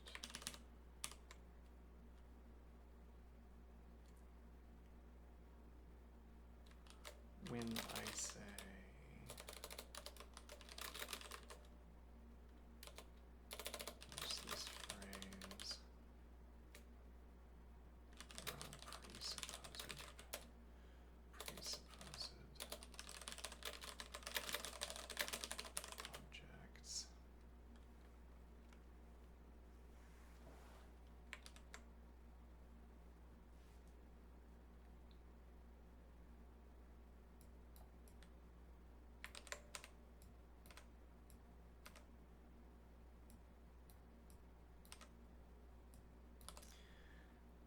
I have a point in my last post when I use this phrase, presupposed capacity to reference objects. I have a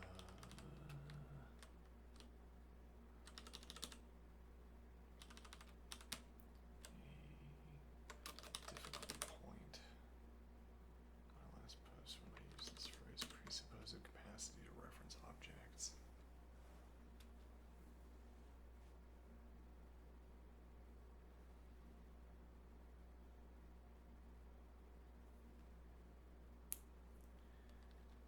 This presupposed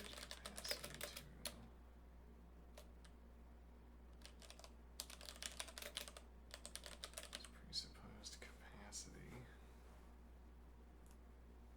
presupposed capacity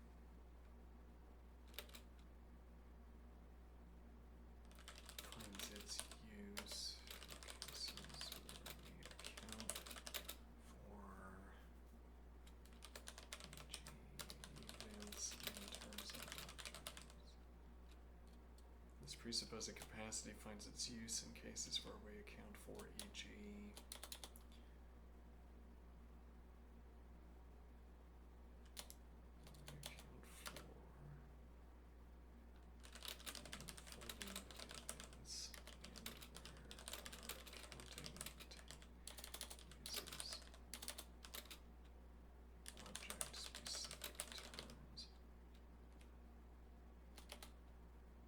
This presupposed capacity finds its use in cases where we account for the unfolding of events.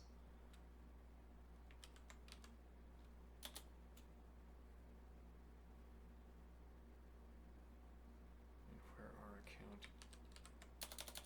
references objects. If what we don't understand, if what we are inquiring after is how do agents pick objects out of their environment, it behooves us to abstain from. If what we are inquiring after is how do agents pick objects out of their environment,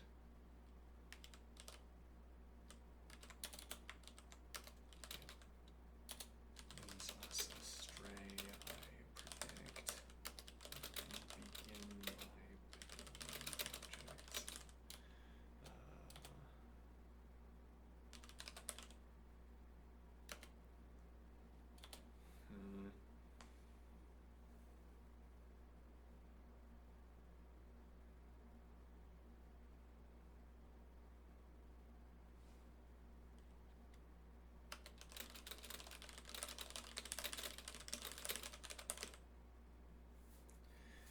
Leads us astray, I predict, if we begin by picking out objects so as to explain the behavior of picking out objects, by means of which to explain.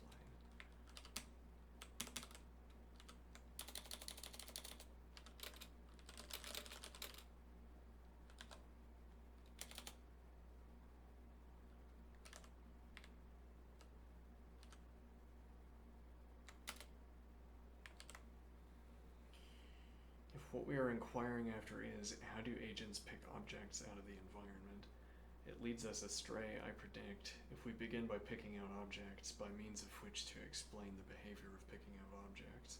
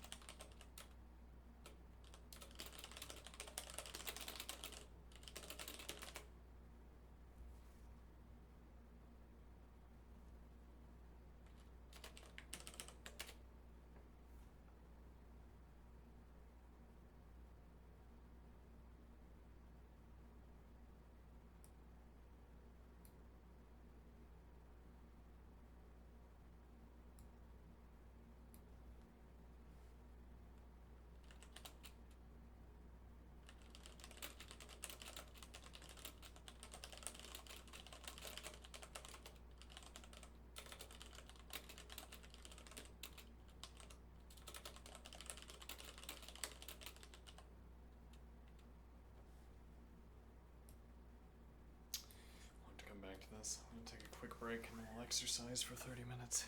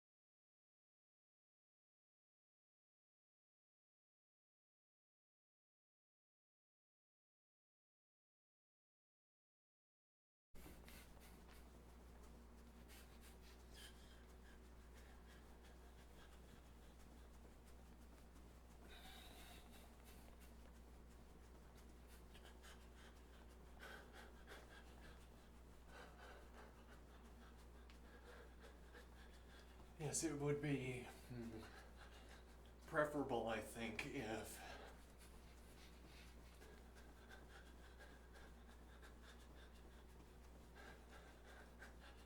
it would be preferable, I think, if so the model wants, the interlocutor suggests that we should go through with one of these scenaria.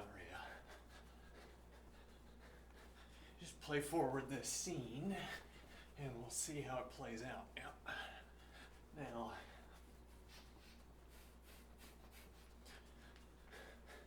highlighting this conceptual cleavage, highlighting this concept separation between object-based descriptions and agent-based descriptions.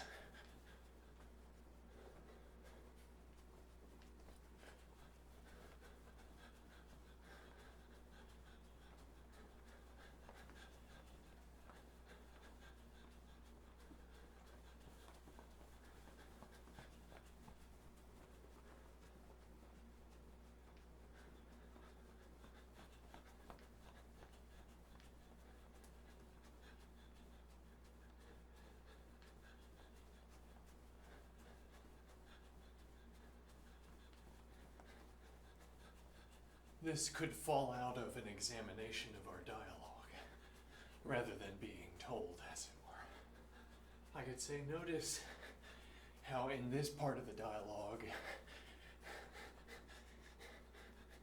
the typical approach is to become omniscient and know what the objects are.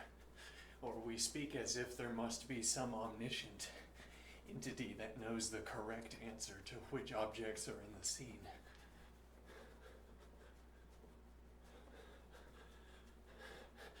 There must be some entity that knows, that correctly knows, that can correctly identify which objects are in the scene. I will take on this burden myself, but if I get it wrong, just bear in mind. If you find some problem with my object selection, bear in mind, someone could have selected more carefully than I did.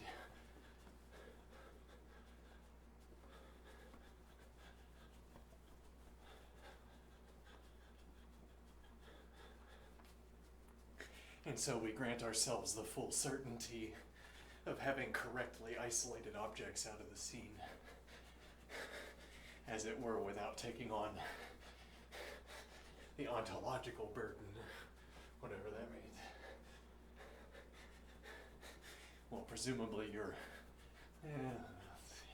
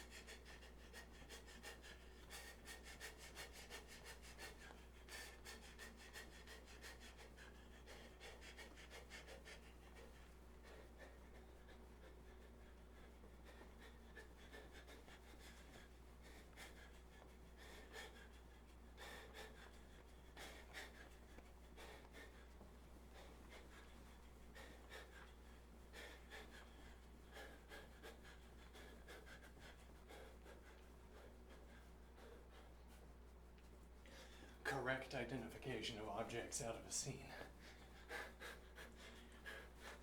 as opposed to incorrect identification.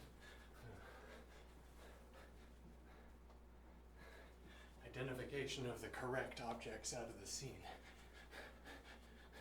as opposed to incorrect objects.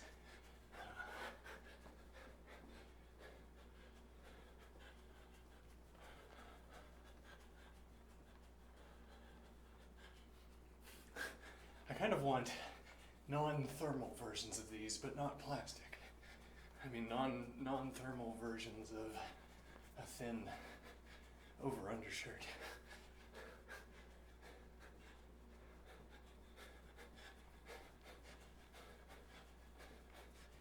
Well, you know, sometimes my shirt sleeve goes up. I like to be covered. So it strikes me.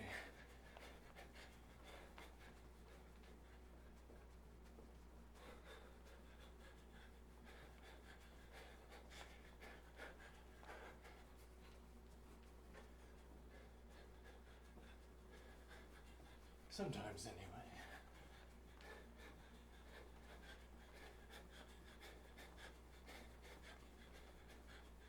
Thin over-undershirts with hoods.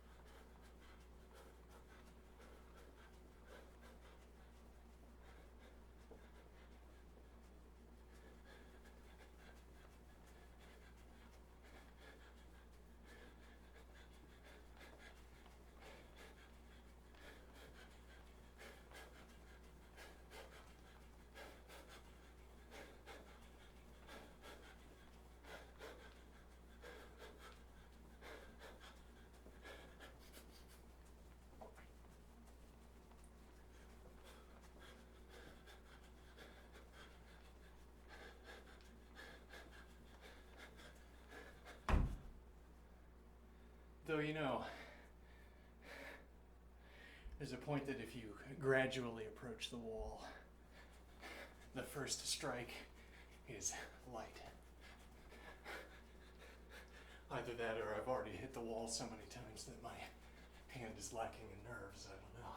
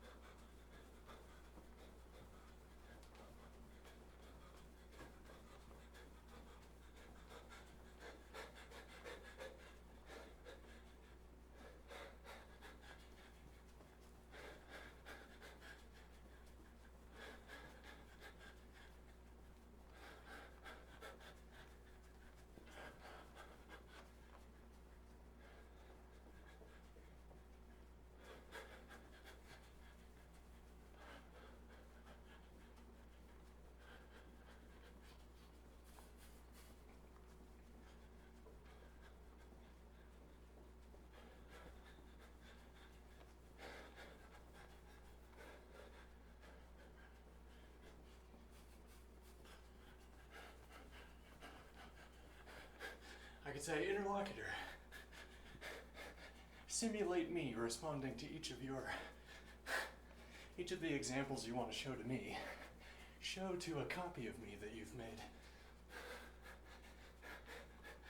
And now that you've seen how I talk about all of those examples, let's talk about this one in particular.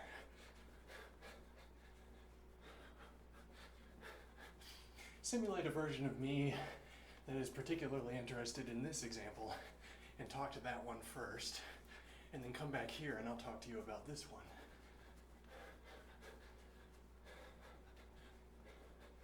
And at the end, we'll have a great big communion about the terms that I came up with.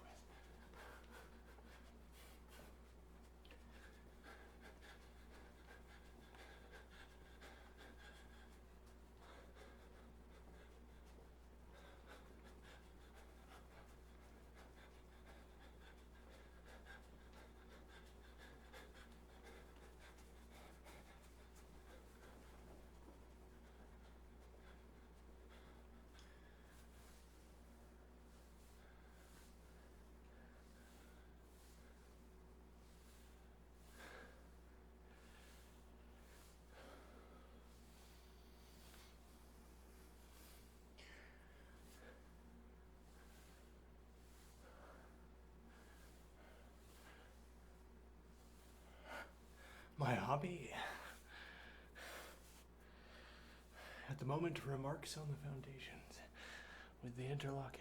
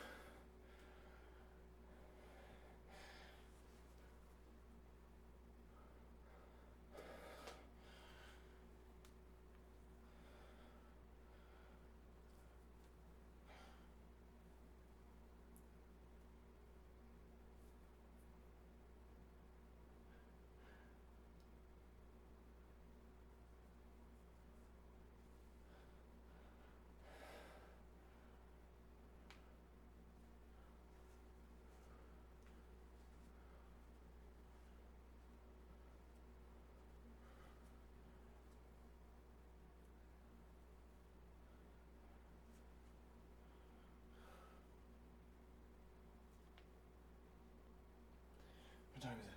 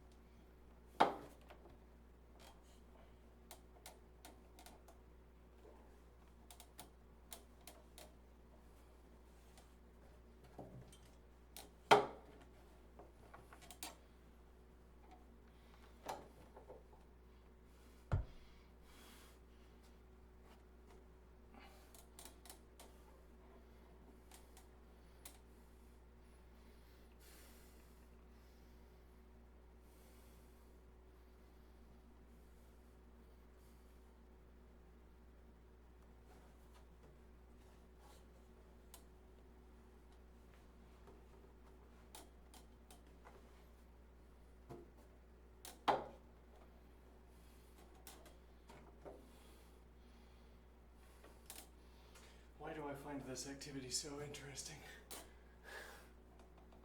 What is a chair, would you say?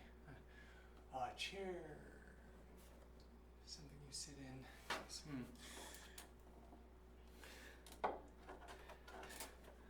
So not a chair. No. You don't sit in an object that is actively engaged in this kind of activity. This ceased to become a chair when you picked it up and began to manipulate it in this fashion. Or I suppose it wasn't a chair even before that point, because I wasn't sitting in it. Yeah.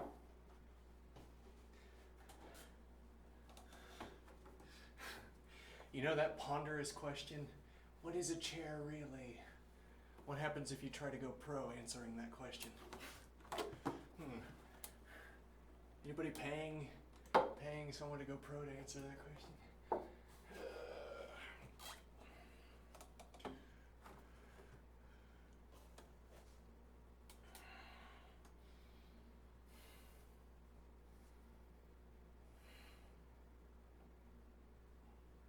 it wasn't entirely about opening and closing. When we were doing this adroitly, it wasn't entirely about opening and closing the chair.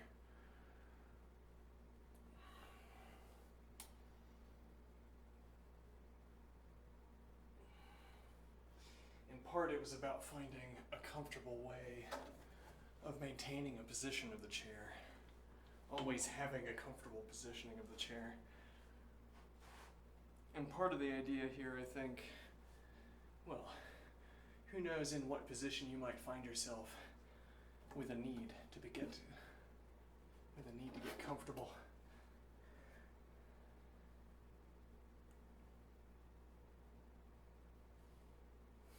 Why would my limb need to be able to do this? I don't know. Maybe I'll never find out.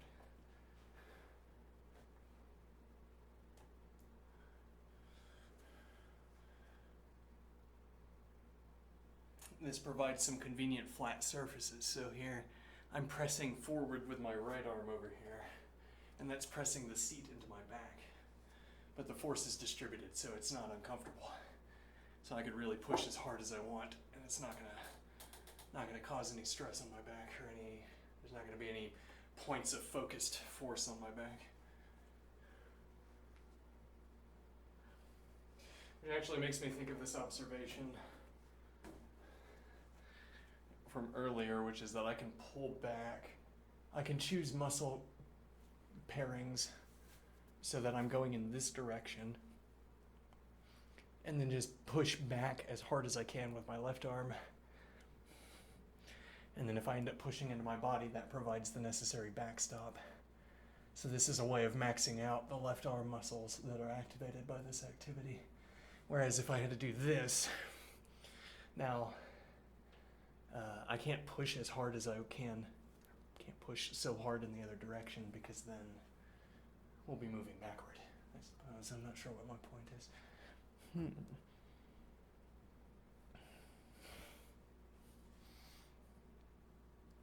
Here I'm sort of deflecting.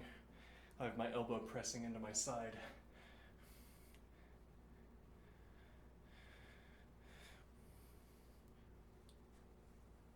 Like pivoting around where my elbow goes into my side.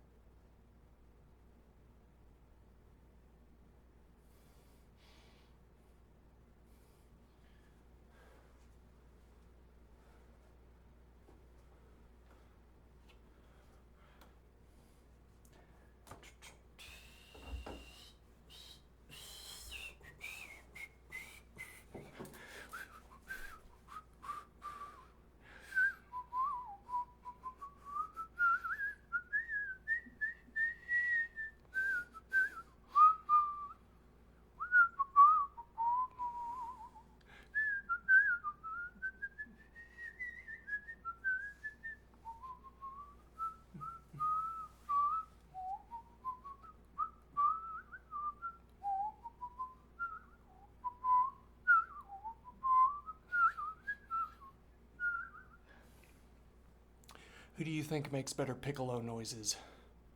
Me or the closest piccolo player?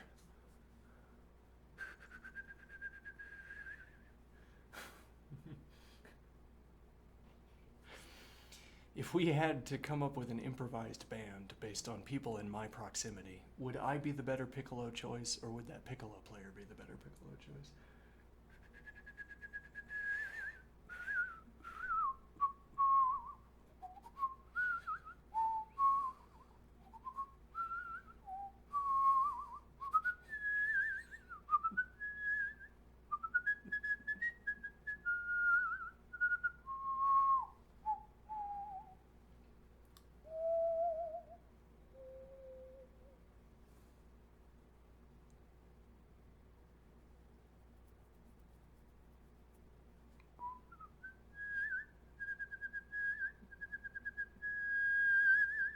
All right, I'm out.